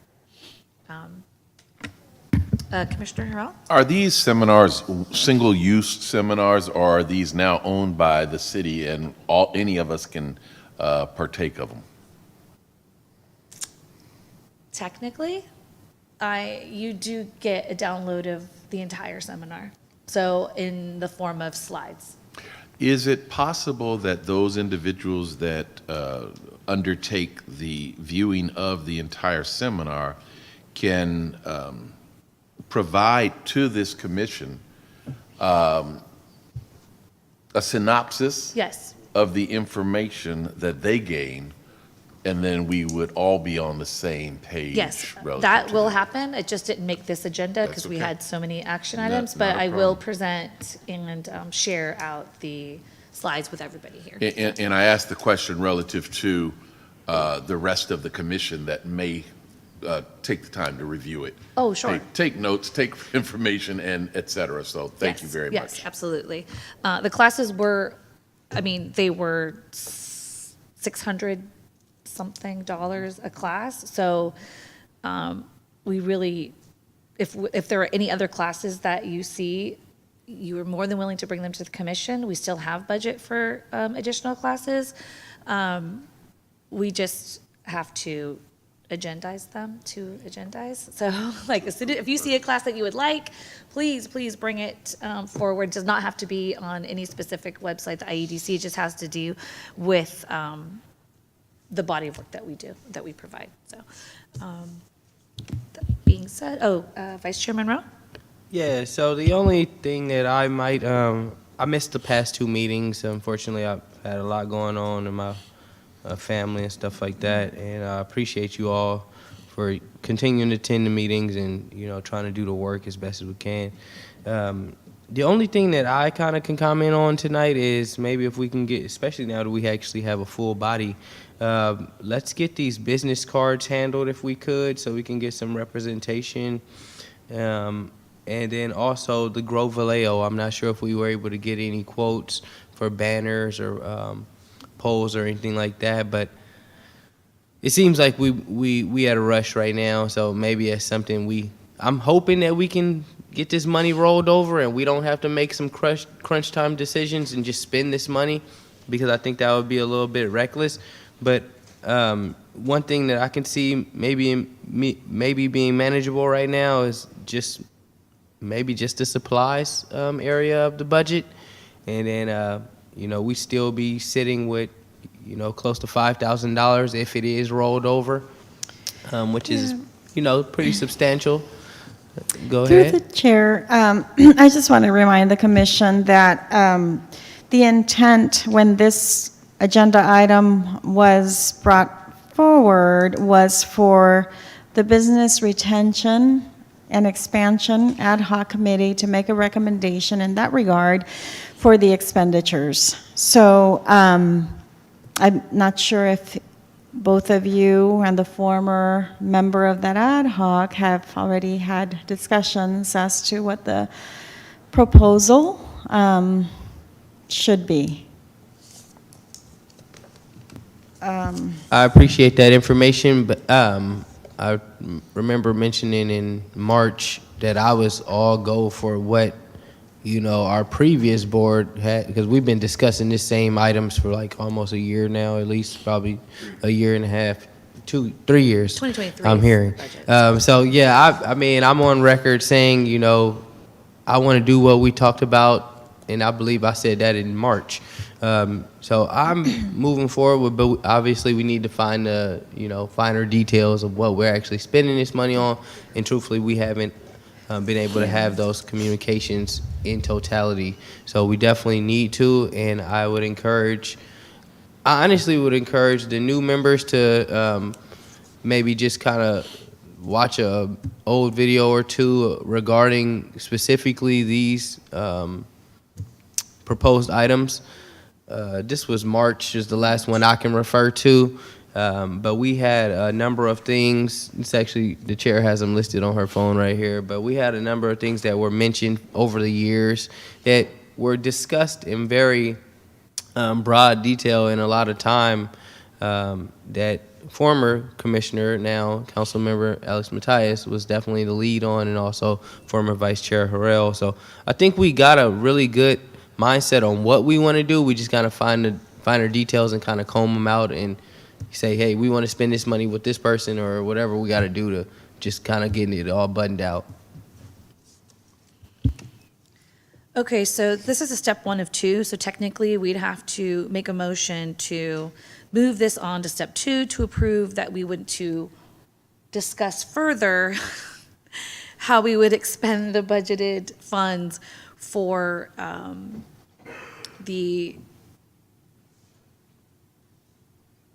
I guess through it's the not, chair. there's not a specific, Yeah, and I don't know if everybody has the budget in front of you. I have it, so. But I can read line item by line item. Okay. So social media ads, your balance. Yvette? Yes? Yvette, I'm sorry to interrupt. My apologies. Because of the lack of a quorum at your last meeting, that's when this step 1 was originally slated to be on, correct? Yes. Correct. Okay. Yes. So, you don't have another meeting to have step 2 before the end of the budget year. So, you're kind of subject at this point to one of 2 things: calling a special meeting in order to do that. And I don't know whether or not, Yvette, you're going to have to reach out to finance and find out whether that works in terms of how they bind the budget money, or counting on the rollover and expending it beyond, expending it out into the next fiscal year.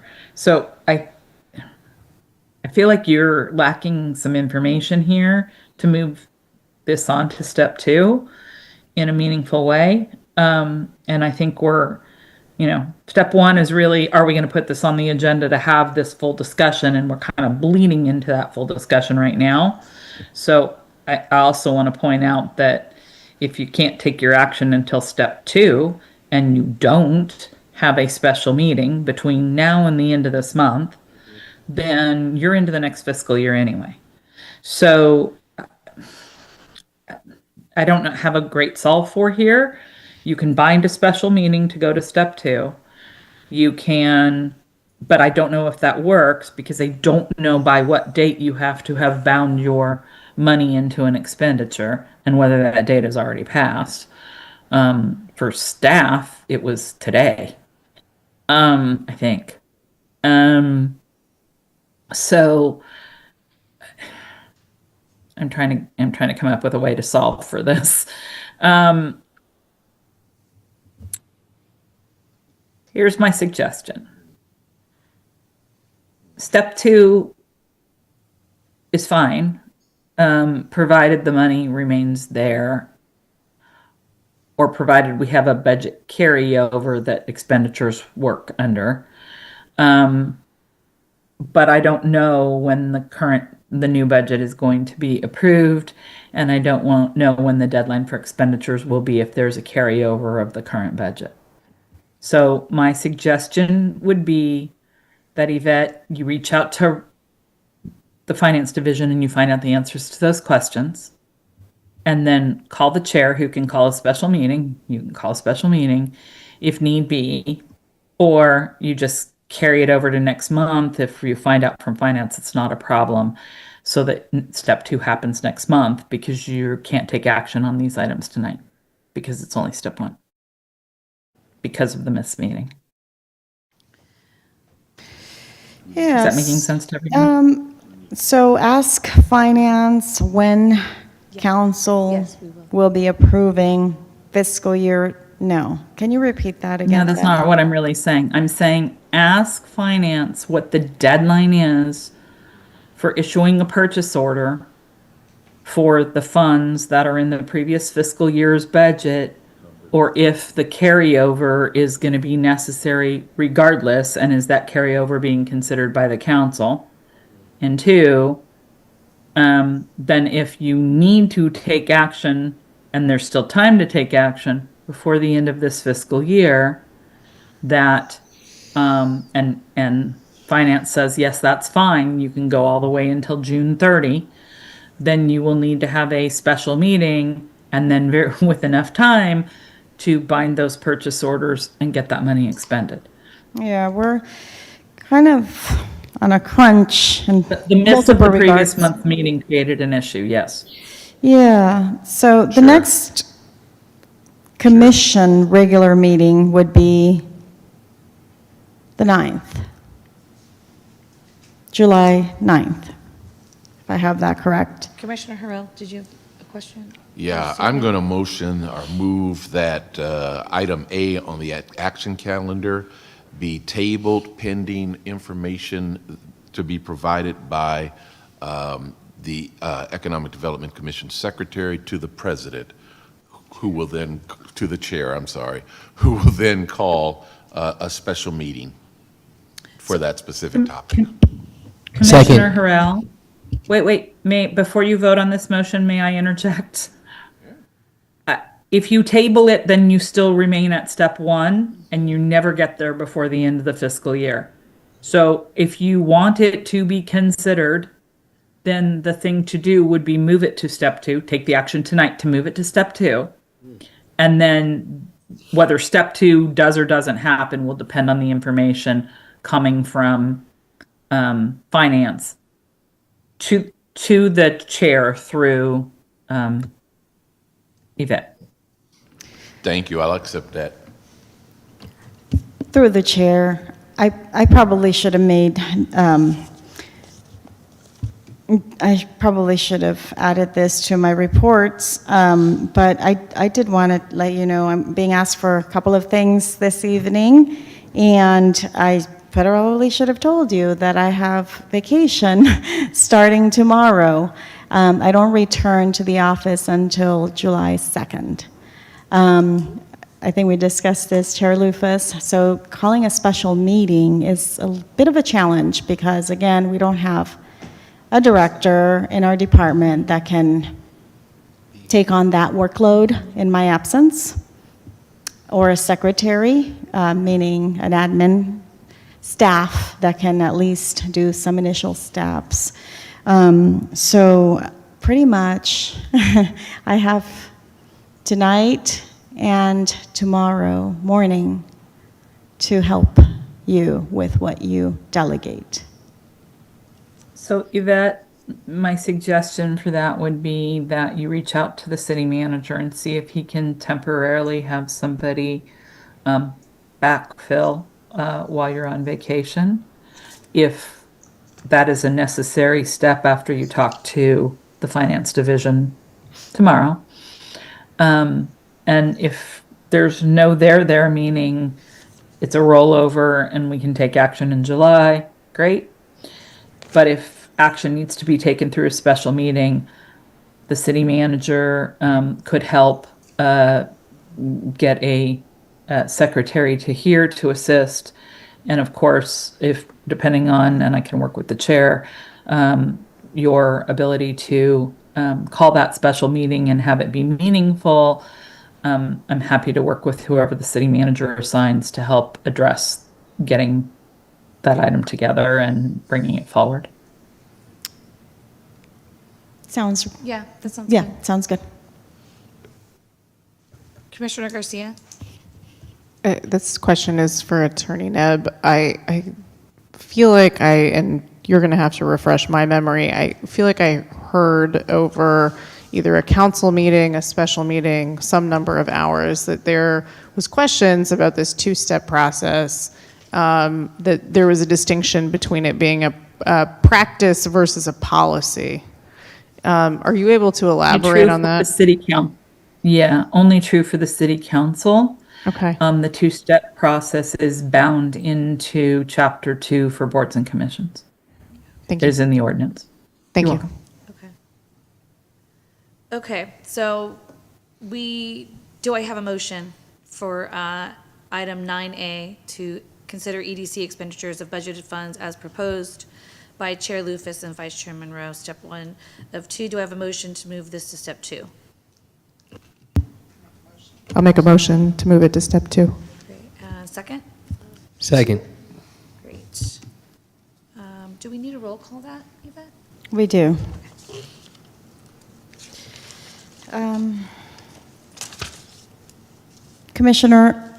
Chair Lufus, Yes. Vice Chair Monroe, Yes. Commissioner Garcia, Yes. Commissioner Harrell, Yes. Commissioner Gonzalez, Yes. Commissioner Williams, Yes. Commissioner Mitchell. Yes. Motion carries unanimously. Yes. Great. Okay, so the next item is item 9B, and we would also need to make a motion to consider the EDC expenditures as proposed by the Business Highlights and Shop Local Ad Hoc Committee. Do I have a motion to move from step 1 to step 2? So moved. Second. Second. Great. Roll call? Or is it a vote, technically? Yes. Chair Lufus, Yes. Vice Chair Monroe, Yes. Commissioner Garcia, Yes. Commissioner Harrell, Yes. Commissioner Gonzalez, Yes. Commissioner Williams, Yes. Commissioner Mitchell. Yes. Motion carries unanimously. Great. Item C, we can discuss a little bit to confirm the wording of this item, request to add understanding of the process for the EDC to advise City Council as a future presentation agenda item. Just for clarification, Commissioner Garcia, would you like to state? Sure, thank you, Chair. I think from, I said this earlier, and I appreciated some of the dialogue that was happening when Councilmember Matthias was here discussing and sharing his experience working with other commissions. I think from my standpoint, while I would love to understand, I think that's one part of what I'm looking for. I think that the primary function of this commission is to advise, and at present, we do not really activate or at least have a way or a mechanism to formalize that in writing. When I have staff that come to me to provide recommendations, I expect that that is typically done in writing, as I would imagine that our council would appreciate, given the number of hours that they spend in meetings and other things. So what I would like to propose, rather than just the understanding, is to really codify a practice for this commission to do that on a regular basis so that we can actually move forward with regularity the advisement that we have. I don't know what wording we need to have to ensure that that is agendized, but that was what I remember we discussed at the last meeting, and I think continues to be my position today. Great. Attorney Neb, do you have any information or consideration for us on how to word this motion? Sure. I think that as you're moving forward into step 2 and when it gets agendized for step 2, it would really be more of a discussion of adopting or recommending a process for the EDC to advise the city council. Okay. And that would be your item. It wouldn't necessarily be a presentation item. It would be more of an item where you would make a, I guess, recommendation on a process. You heard some process that Councilmember Matias carried forward a recommendation to the council on. You heard what I said about, like, right now under the process, you would be free to adopt a resolution with a recommendation, and it could be as long as you want, like with an attachment, and you could carry that forward, and you could also request to present your recommendation at a city council meeting. So there are some options available to you. So I think it's really, your motion would be to move to step 2, recommending the process for the EDC to advise the city council on items within its purview, essentially. Great, thank you. So do you want to? Which is, I think, the intent, Commissioner Garcia, is that correct? That's correct. I think the question, my follow-up question to that, though, is would that, in that case, be more than a discussion because our only vehicle at the moment is a resolution? Are we actually agendizing to adopt a resolution to recommend a process? I know we're getting really meta here for a second, but I don't know that is what you want to do at step 2, but you certainly could, have the, discuss the process and potentially adopt a resolution, recommending a process. You could do that. yeah, I just want to make sure that there's an action at the end of it, that we're not spending the time talking about it and that we go about our merry evening. Does that, I don't know how to raise my hand yet here, So but just if I you will. push your button and then it'll show. Okay, cool. Is there not something already in the structure mechanisms in the Economic Development Commission that speaks to our job in relationship to how we advise council? Just for clarification, do we not have language already in there that provides a pathway? And so I just want to make sure that it's not duplicated work, but a little, if it isn't, I'm a bit surprised. There is not. So, because then then the second question comes to me, so then what has been the purpose of this body if there has not been mechanisms in place? There has not been. Okay. Commissioner Harrell, would you But like there to- has been items that get referred Yes. to the body. We've had referrals that and then, we've submitted resolutions. right. We just don't have standard. I appreciate the question that you ask, and I believe that one of the purposes here, and I believe firmly that every commission should have it, as a councilperson Matthias suggested, that they each make an individualized report. The information that we may convey as a commission member or as a commission chair, vice chair,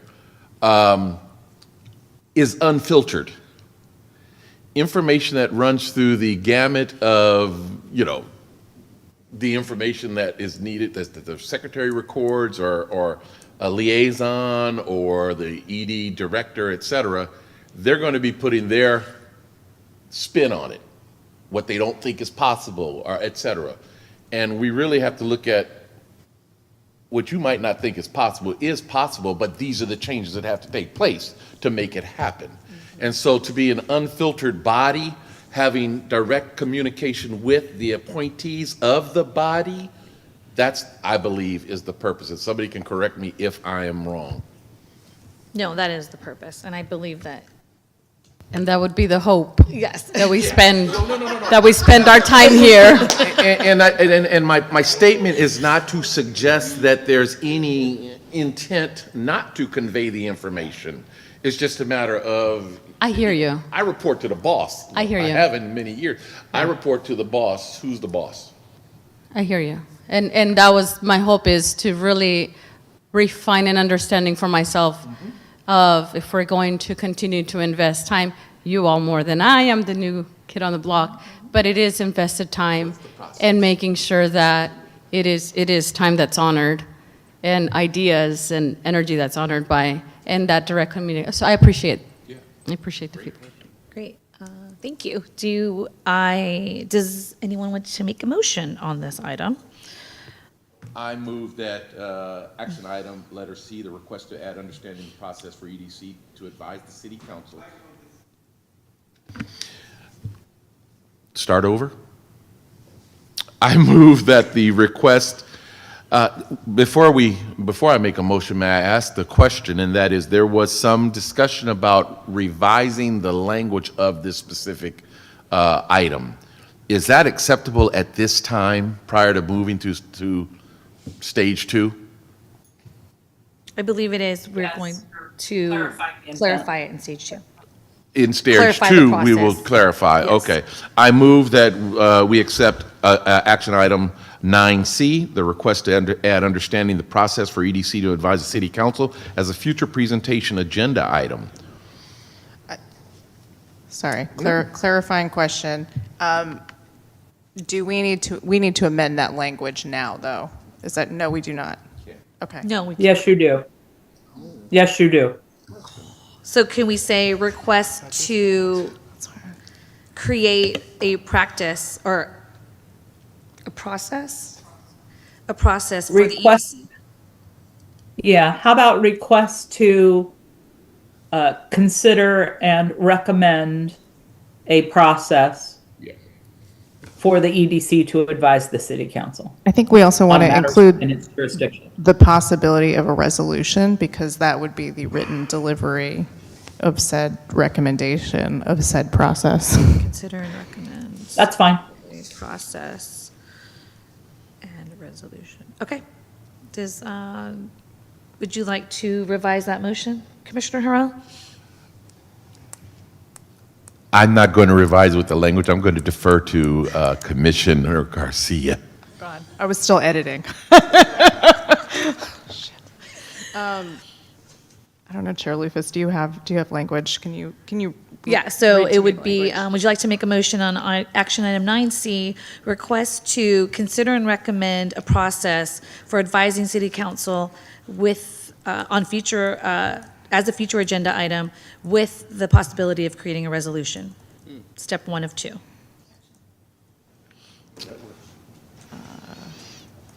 So. do you- Second. Well, we already have a motion on the floor, but I was going to ask if we bring a resolution as step 2, Attorney Neb, because that was not in the language, that the motion. I think it was in the intent of the language of the motion. Okay. That at step 2, it would be consider and possibly adopt a resolution to recommend a process to the city council for the commission to carry forward recommendations to the council. Okay, is this a EDC resolution? I'm a little confused. Yes, it's an EDC resolution. yes. Okay.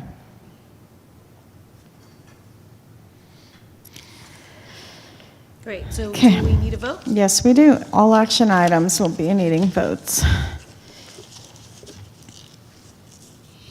Chair Lufus. Yes. Vice Chairman Rowe. Yes. Commissioner Garcia. Yes. Commissioner Harrell. Yes. Commissioner Gonzalez. Yes. Commissioner Williams. Yes. Commissioner Mitchell. Yes. Motion carries unanimously. Great. Okay, action item 9D, request to consider the creation of an ad hoc subcommittee for business retention and expansion. So do we have a motion to move this from step 1 to step 2?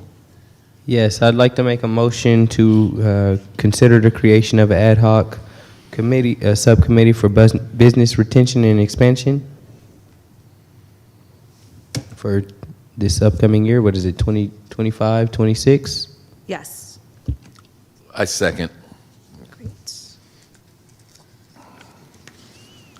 Let's take a vote. Chair Lufus. Yes. Vice Chairman Rowe. Yes. Commissioner Garcia. Yes. Commissioner Harrell. Yes. Commissioner Gonzalez. Yes. Commissioner Williams. Yes. Commissioner Mitchell. Yes. Motion carries. Great. That takes us to our second community forum. Anyone wishing to address the Economic Development Commission on any matter for which another opportunity to speak is not provided on the agenda and which is within the jurisdiction of the EDC to resolve is requested to submit a completed speaker card to the commission secretary. Do we have any speakers? Through the chair, we do not have any speakers at this time. Great, thank you. Okay, item 12, does anybody have any future agenda items? So to the new commissioners, this would be an area, if there was something that you would like to discuss and agendize for this commission, you would suggest it here in item 12.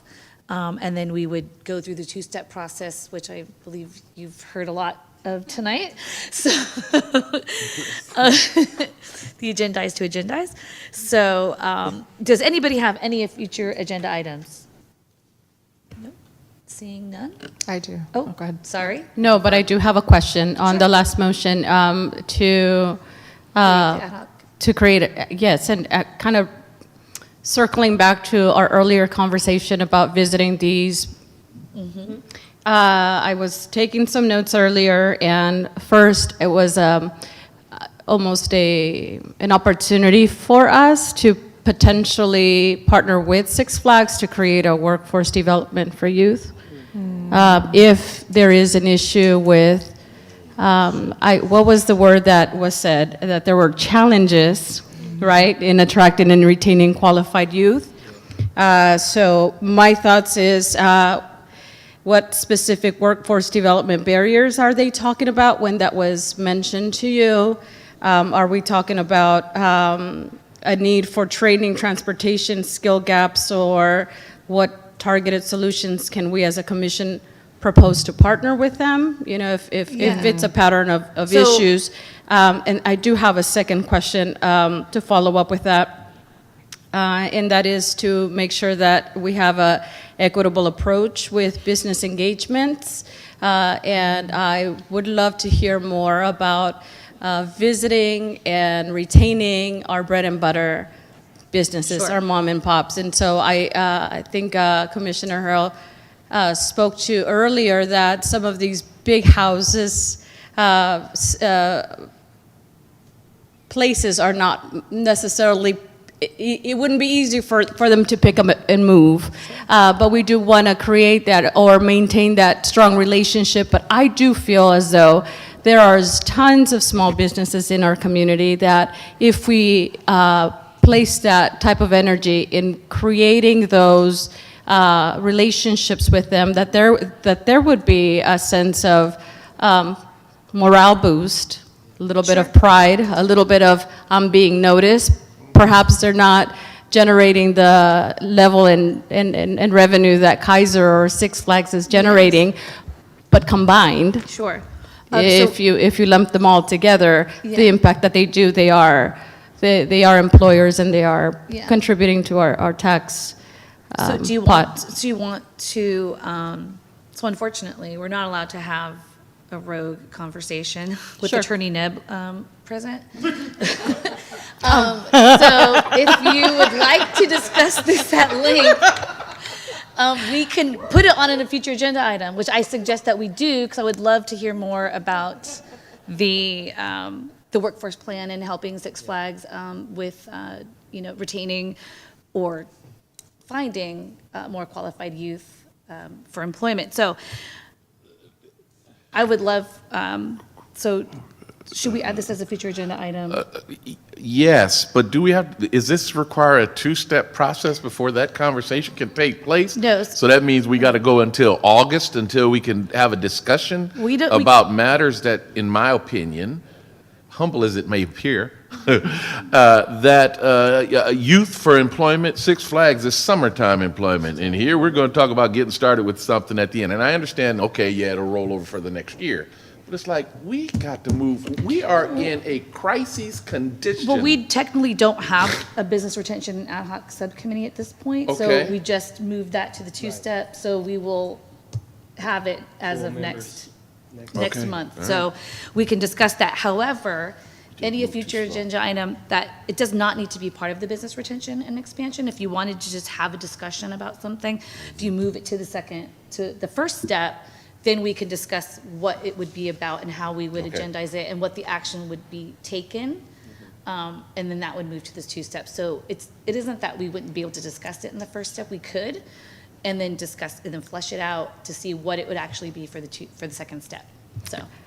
Didn't mean to go rogue. No, you're But fine. whatever, on my Don't first, worry, it's on hard my for us first, not to deviate. however, whatever it takes in terms of the processes here, so that we can So I'm begin go- that conversation. Yeah, I'm gonna say it's the future agenda item is to discuss a possible collaboration with Six Flags for the workforce program, helping them find, workforce development. Madam Chair, Yes, Commissioner Harrell? you've isolated to Six Flags and in candor. Well, she mentioned I know, I got that. specifically Six Flags. I have so. that. But you are agendizing the Six Flags component.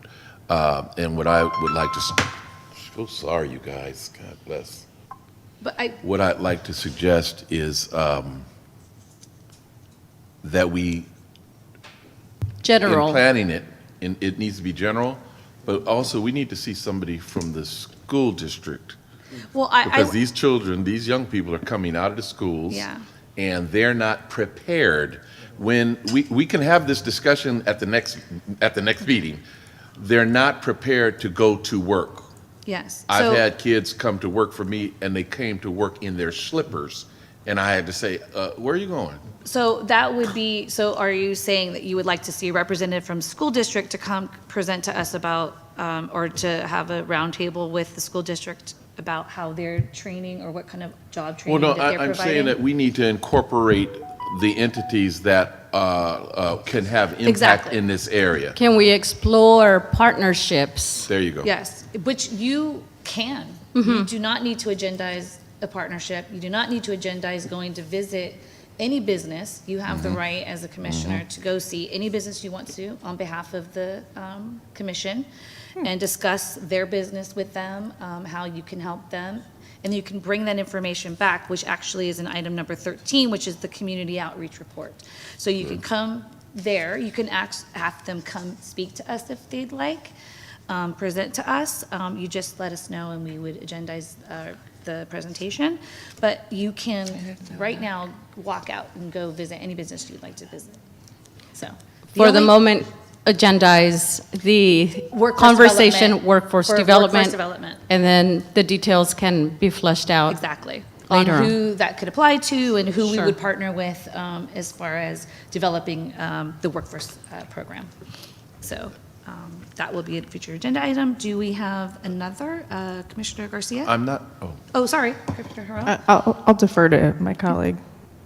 Thank Sorry, you. it just goes in order, so I just go down the. No worries. Thank you. I just had a clarifying question. Sure. Explicitly, what could this commission do to support those businesses beyond gathering data about? So right now, we have a shop local campaign or ad hoc committee. So under that committee, you could visit with them. We could do a business highlight with them. You could do a little interview. We run it in the Vallejo Weekly, and their business is posted on the city social media pages. That's something you can do in the immediate. As far as anything else, it would be gathering information, bringing it back to us, seeing what you could research for them, find out for them if they're having problems with permitting or code enforcement or anything like that, and just bring that information back. Those are the things that Commissioner Garcia was kind of leading into. The more information we get from them, then we can better advise council on what the business and the public actually is asking for and actually needs. So those are the things that you can do now. But I feel, or I've found, that just going out there and telling them who you are and what you're doing there just makes them feel like someone's listening. So just visiting, even just showing up and visiting, they will feel like you're there for them and visiting. And Commissioner or Vice Chair Monroe had mentioned we don't have anything to leave behind. That was why we had the printed items, because we were always like, we just walk in. However, we did end up getting badges, so hopefully I was that's about to something say, that's what I that was you gonna ask, badges. that we will get ordered for you, so you all have your badges as well. Thank you so much. You're welcome. Anybody, Garcia? Yeah, I wanted to also just point out really briefly, we also have a couple of rolling agenda items that this body approved for the purposes of maintaining specific items on this agenda that would not have to go through that two-step process. One principally that I'm thinking of is the work plan, which I imagine is not on this agenda because we are waiting for that to be approved at this moment. I'm inferring, but I presume that that is the case.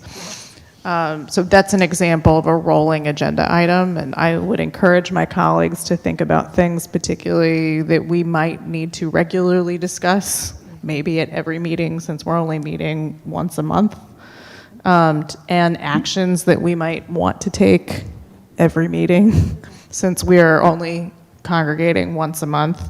To make sure that they're addressed each and every time. I'll move to the few things that I think that we might want to consider in future agendas. Sure. I'm going to be the procedural person, I think, on the commission today, so apologies for going procedurally rogue and asking lots of questions. I want to know if we can put on the agenda some time to discuss things that we have not put on the agenda. I think that we have a long list of things. I'm sure that there's rationale and reasons why they're not on the agenda, et cetera. But I think getting a better sense of like how we might want to prioritize those things, what we have not been able to discuss, and now I'm throwing out a bunch of things that I just am thinking of and know. One is tariffs, how that impacts our auto industry, since that's such a huge proportion of Vallejo's local economy. Another example of that is subcommittees that align with our work plan, for example. So I know that we have this business retention piece, but we do have a work plan. And I think we had this discussion previously that we should have subcommittees that align with each portion of the work plan, so each header in the work plan, so we can actually get the work done in the work plan. Because these once-a-month meetings, although great, I think, for us to meet as a body, are probably not going to, I think, move that forward. So the ad hoc committees, just so everybody knows, can meet as often as they want. Right. And then bring that information back. And those are areas where we can discuss things that are not on the agenda that have a purview within those ad hoc committees. So if you went to see, Toyota and you talked about tariffs, you can definitely bring that information back and we can have discussion on it during the meeting that's not necessarily agendized. So using the ad hoc committees really to speak on things that aren't on the agenda is really where that would be just give us the ability to have open discussion. However, we have to meet then. So if we have ad hoc committees, they have to meet and they have to report. Mm-hmm. So if we're making, 4 ad hoc committees, then each committee has to, in between meetings, meet, report, and actually kind of do the work. So that's where those are. So, but like Commissioner Garcia said, once we have the work plan approved, we'll know kind of where we are and what committees are needed or not needed, so. But I think I maybe want to add, maybe we can reflect an agenda, because I know that we're looking, 2 to 3 months in advance at this point to even start the work plan. It might be, I would recommend to this body to consider us essentially moving forward with the creation of subcommittees that reflect the work plan, and maybe we could name some proposals. We don't need to approve all of those proposals, obviously, if all of the parts of our work plan are not actually approved. But I think agendizing them so that we have them there so we can take action on them feels necessary to me, given that we'll still need to go through a 2-step process. We're looking at, at August before we can probably even start to action the work plan and approve those subcommittees. I'm going to note that as a future agenda item to discuss the creation of ad hoc committees in conjunction with the work plan. Great. And then I think just resurfacing the other one, the other proposed agenda item, which is understanding our queue of agenda items, which again, this is not an insinuation that we need to tackle all of them or that any of them need to be timed in a certain way, but I think it would be good for us to think through what's not been agendized and how we're prioritizing those things as a body. Okay. I think once we have the work plan approved and we put emphasis on which items we're working towards, or we're splitting the work and saying like these commissioners are working on this and these commissioners are working on this, we can better understand how to best agendize and how to prioritize the things that we want to talk about every month or bring to the commission from the ad hoc committees. Great. To discuss. Yeah, through the chair, just wanted to make 2 comments. The first one for Commissioner Garcia. So I know that there's been a lot of future agenda items proposed over the course of a couple of meetings. The way that I organize that is I have a spreadsheet where I have record of all of, when I draft your minutes, I obviously have to write this up, right? And then move it over to a spreadsheet. I meet with Chair Lufus to prepare the agenda. That's how items are prioritized. So during that meeting, I used to also include the department director. Since we don't have a department director, it's her and I. Just this last couple of months, right? So that's how we identify which items. Once that happens, the agenda goes through a review process. So it goes to the interim economic development director at the time, for the time being. And that person, it used to be the director, then the boss of that position at the city manager's office, assistant city manager. At this time, assistant city manager is both the interim economic development director as well as assistant city manager. So she's taking on those 2 review processes, and then it's routed to city attorney's office as well. We did have on the draft that Chair Lufus and I developed, request to consider the creation of an ad hoc subcommittee for output, innovation, and technology. You also had requests to consider the creation of an ad hoc subcommittee for public safety. Those weren't fully vetted through that review process, so they couldn't make it to tonight's agenda. So there are timelines that I have to adhere to, as well as Brown Act. This needed to be out last Friday. And so those weren't fully vetted, given that we didn't know if we were going to have a special meeting before this meeting or not have that meeting and work on this meeting. So, sorry. So when I met, I was going to say, so in the meeting that I had, I don't have my red string available. with Chair Lufus, it was, I don't know, not last week, but the week before. So I only had a short week Yeah. to come and finish, the draft, the routing, fully vetting, and publish. So your 2 items that you had proposed, those 2 are still on the to be determined Great. spreadsheet, and I would just, that was my first comment. The second one is that suggesting the creation, a future agenda item to say the creation of ad hoc committees to mimic the work plan. That's not going to, I don't think that will be approved. It's not specific enough. If these were in question and they were a little bit more specific, I could just say that some of the questions that were brought up in the review process is, we already have commissions that address public safety, so are we talking just for economic development? It was difficult to understand where these were going and how to fine-tune the language. I think for me, maybe just to make it less complicated, I think that the idea is to align committees to action, the different parts of the work plan, and the naming conventions are specific to this commission. So I think maybe to address that point, we could, and I defer to the chair here and secretary, if you feel like we need to sort of propose them as individual line items for a, strategy and advisement, a business recruitment and retention subcommittee, which we already have, a civic innovation and technology subcommittee, and then we had public safety. I think what I heard last time is we just needed to propose the 2, which it sounds like are on your list. Is that correct? They were, and they were questioned as to why we, like the wording of them, the naming of them. So I think if we kind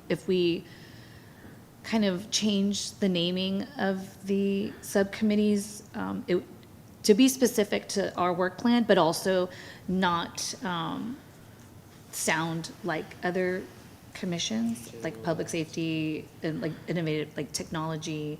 Those words, I think, were the things that were holding it up. So if we just kind of reworded it to be something still specific, but not using that wording, it might Could we cause just less add questions. economic development and public safety, like in front of each of those phrases, maybe? Yeah, that would help. Yeah. And Attorney Neb, if you're still on the line, maybe she can offer us a more fine-tuned recommendation as to the language. So if I understand the ask correctly, and I think I do, it's you want to go through the work plan and decide where additional subcommittees tied to the work plan could help to move the work plan forward. That's correct. Okay. So I think kind of a lot of steps, but I think that you could agendize a discussion about the creation of additional subcommittees tied to the work plan to help move the work plan forward as a general topic, and then move the items after that on once you decide what those are. Okay. Or one of you, perhaps Commissioner Garcia, sorry, may want to do that work in advance of the next meeting and propose those items for step 1 in a list. And you could, at that point, take all of them, none of them, some of them up through the 2-step process to get them on the agenda as a collective group. I mean, I don't have a problem doing the second part, but I feel like we've already discussed it, which is my only challenge with kind of like rehashing some of that language. It sounds like, though, Attorney Neb, and what I heard from the secretary is we've proposed 2 additional commissions. Perhaps the discussion item is if we can actually assign the work plan to our existing subcommittees. Am I using all the right words? I think so. Close. Yes. What do you mean by assign the work plan to them? Yeah, I think that's really then the discussion know. item. Do we have enough subcommittees to actually execute on this work plan. That sounds like a discussion item. The other two items, it sound like, are still up for vetting and kind of renegotiation, et cetera, in terms of subcommittees. Is that, I'm hearing that you want to correctly? find out, you want to have a discussion, if I understand then, about whether the breadth of existing subcommittees can subsume some of the work under the work plan or some initial work under the work plan, or whether you would need new ones. That's correct. In addition to the two items that I think the secretary and the chair have been trying to work through approvals. We had two subcommittees already that had questions. One was innovation and technology, and the other was public safety. But I believe the questions about that we received were, we already have a public safety and a commission and a technology. Attorney Neb, these were the highlighted items in one of the drafts. I think you saw it last week on Wednesday, between Wednesday and Thursday. And then Draft agendas, you mean? and then I Yeah. went to city attorney's office, found Attorney Randy, and he gave me a recommendation late on Friday evening so that we could publish. I'd send you that email. Yeah, I know. I understand. I understand what you're saying. I'm just trying to. So, if I understood the ask, and maybe I didn't, let's go for the slight discussion on the public safety one. You want to have a subcommittee to discuss, I'll paraphrase, impacts of public safety, how public safety may impact economic development, and then some specifics surrounding that, say business retention, other items that maybe were talked about this evening a little bit, business attraction, etc., and how public safety impacts those items. So it's not really a public safety committee, it's a impact of public safety on X committee. Sure. That what we're really trying to talk about here? Yes. Yes. Sorry, not trying to ask a leading question that I would get bounced out on, but okay. So I think we can figure out a way to put the creation of such a subcommittee with such specific language on to the agenda for step one. Great. What was the other one? I'm already kind of lost on the other one. What was the second one? Innovation and technology. Mm-hmm. And that would be that part of the work plan that was coming up with or partnering with, I can't remember now. Chair Lucas, I can't really hear you because you're Sorry, too I'm far away from trying the to think microphone. about I can't remember what the innovation and technology part of the work plan is right now. Leveraging AI, emerging Oh, that's right. technologies for city development, business recruitment, and enhanced public services. Yes. And it encompasses a set of tasks around researching national investments, understanding use and challenges around internet and technology for small and mid-sized businesses, sentiment analysis, and exploring other ways and recommendations for the city of Vallejo to best leverage innovation and technology. As it So relates to what you're trying the to- business community. Understand. So what you're specifically attempting to do here is carry forward to step one, request to discuss establishing a subcommittee that ties to the work plans, work items surrounding opportunities for information and technology to intersect with economic development and growth. Perfect. Sounds great. Love I'll have to go back and actually listen to that to put that on the agenda, believe it or not, because I won't remember what.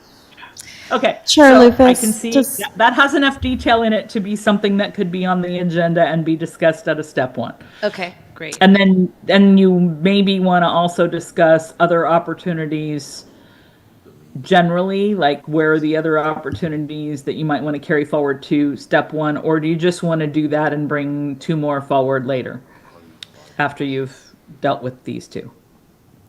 So those are the only 2 that we're looking at, right? Okay. Yes, I just Okay. wanted to make an announcement. I wanted to announce that Commissioner Monroe has departed from the meeting at 8:31 PM for the record and anybody viewing this virtually. Great, thank you. So I believe we're ready. I mean, I think we've gotten those things down for future agenda items, so. Those things, I think the thing that I want to revisit is, I think, Secretary, I don't know if that's maybe in the staff update, it could go somewhere else, maybe we don't need to like agendize it, but I think it would be helpful as a process point for us to actually maybe review some, even if it's the first few things on the spreadsheet, like what's happening with those things, and maybe that happens somewhere else in the existing agenda. I think that's okay. Well, I can, But I think this was, I think this was really helpful, at least to close the loop on a couple of things. Okay. I have a possible request, which I'd like to keep informal at this point, but just to plant the seed, which is if I'm going to go out and visit businesses, which I would like to know more about the city, kind of who does what and the processes and any incentives, and because I know, having done business visits, people usually have a lot of questions, and right now I know nothing. So, I can but maybe send you- down the line, or Well, I can send you some information. Okay. I'll get your email Okay. and send you information about small business loan programs that are happening. And is that what you're kind that of looking and for? Or just like business services? And who- or so and so cited me for such and such. How do I follow up on that? Code enforcement or zoning, or I mean, there's a huge panoply of things that can come up. Okay. I actually have some information, so. Okay, cool. Because I also am on Vallejo Main Street, and Madam that's Chair. something that they do, so Yeah. I'll definitely give you that Okay, information. thank you. So, Can I receive that as well, please? Sure. Thank you. I'll send it to everybody. Okay. So, here. Madam Chair. Sorry, Commissioner Harrell? Yeah. I really appreciate that question, but it's also exposing a deficiency organizationally. And that is that there should be a binder, a playbook, as commissioners come on board to explain what departments are, who's in what departments, et cetera. It should not be something that a person newly appointed to a commission has to go research and figure out. So is that Absolutely. information current, I guess this would go to the city and somebody, is that information currently available? And is there any strategic plan to develop such a document so that, at minimum, commissioners would know who the players are, who they should be in touch with, et cetera? So I'll just say that when I joined this commission, that the chair at the time was Councilmember Matthias, and that him and I had a one-on-one, and he gave me the rundown of who was who, what was happening, and that. So I could do that with each of you individually. That's the problem. We're not allowed to see, maybe 2 at a time, I'm not sure, but technically we can't all meet at the same time. So that's something that we can discuss and we can set up. I have no problem with doing that with any of you. I posited the question, Yeah, I don't know. I mean, Yeah. but the question leads to, okay, we need a solution for this question. again, like, I don't think this is something that the city probably thought of. There are trainings. I don't know if there's a video still that you watched. Well, 2 things. City clerks carries out a lot of duties for the commissions. My understanding, there's about 18 commissions in this city. We have a lot. We have a city clerk's department of 2 staff. So they're organizing the agendas for city council. They are doing, a lot of trainings for the secretaries of the commissions. They are doing sometimes records retention requests. So they're carrying out multiple duties in in a two-staffed little department. I'm extremely impressed all the time, but how much two individuals do for a city of this size. That's my first comment. So aside from what they're already doing for commissions, I'm not aware of them thinking about doing a binder, a comprehensive training for newly appointed commissioners. A curiosity, may I? A curiosity, Madam Secretary. Is there such a document for council members? Is there such a document for the new ED, Economic Development Director, that's going to be coming on board? Is there such a document, we can go down the line, the efficacy of such a document, even if developed over a year, frankly, in my opinion, it's almost a mandatory for a successful organization. Well, maybe that's And I'm something- scared, I am concerned about the pattern that we've had as a city, and maybe this is a longer discussion. The pattern that I've observed is we run from fire to fire, trying to put them all out, whether it be economics, whether it be the unhoused, whatever. We run from fire to fire as opposed to sitting back and saying, okay, strategically, 1 year from now, we need this documentation or this process in place, so it's a handoff. Boom. Thank you and welcome to the team. But maybe that's something that we I'm open to recommend that. to council. I mean, I am that's very something that open we to that. could recommend to council, so. Yeah, and 100% For agree with you future. on our clerk, our city clerk. Yeah, she's amazing. She's absolutely amazing, if not She the best. and the deputy city clerk, Yeah, they're no. both amazing. Yeah. They wear a lot of hats. And then the second comment, if you are a new commissioner, our website has a lot of information. This commission has provided input in developing and improving the Economic Development Department's website. I worked on that, and it's been organized over the last 2 years to offer you a lot of information.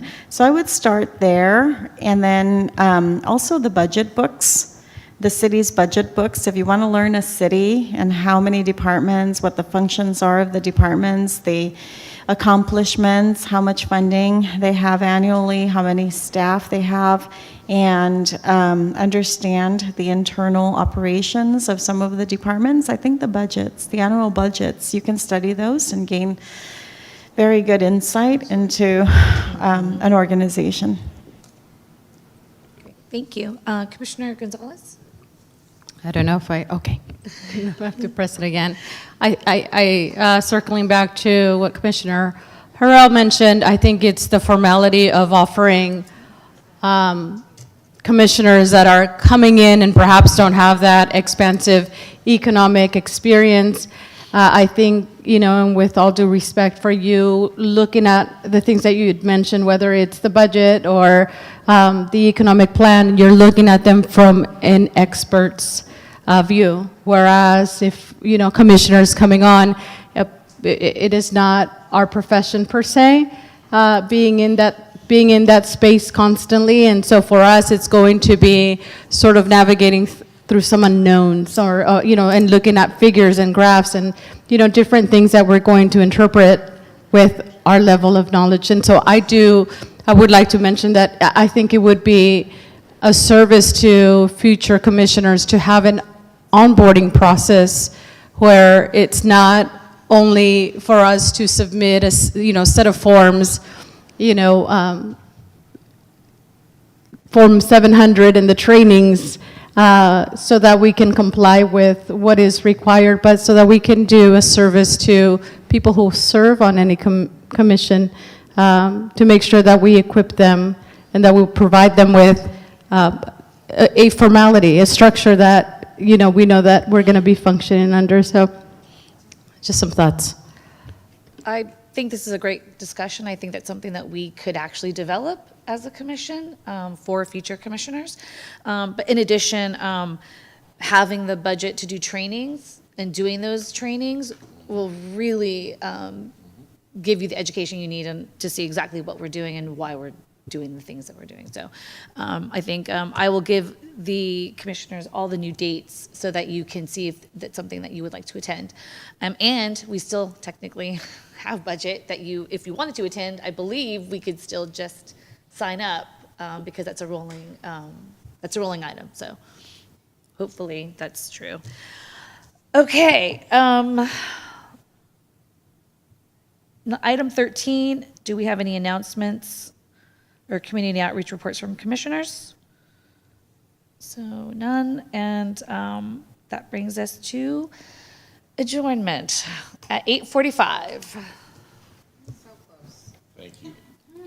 Thank you. Good night.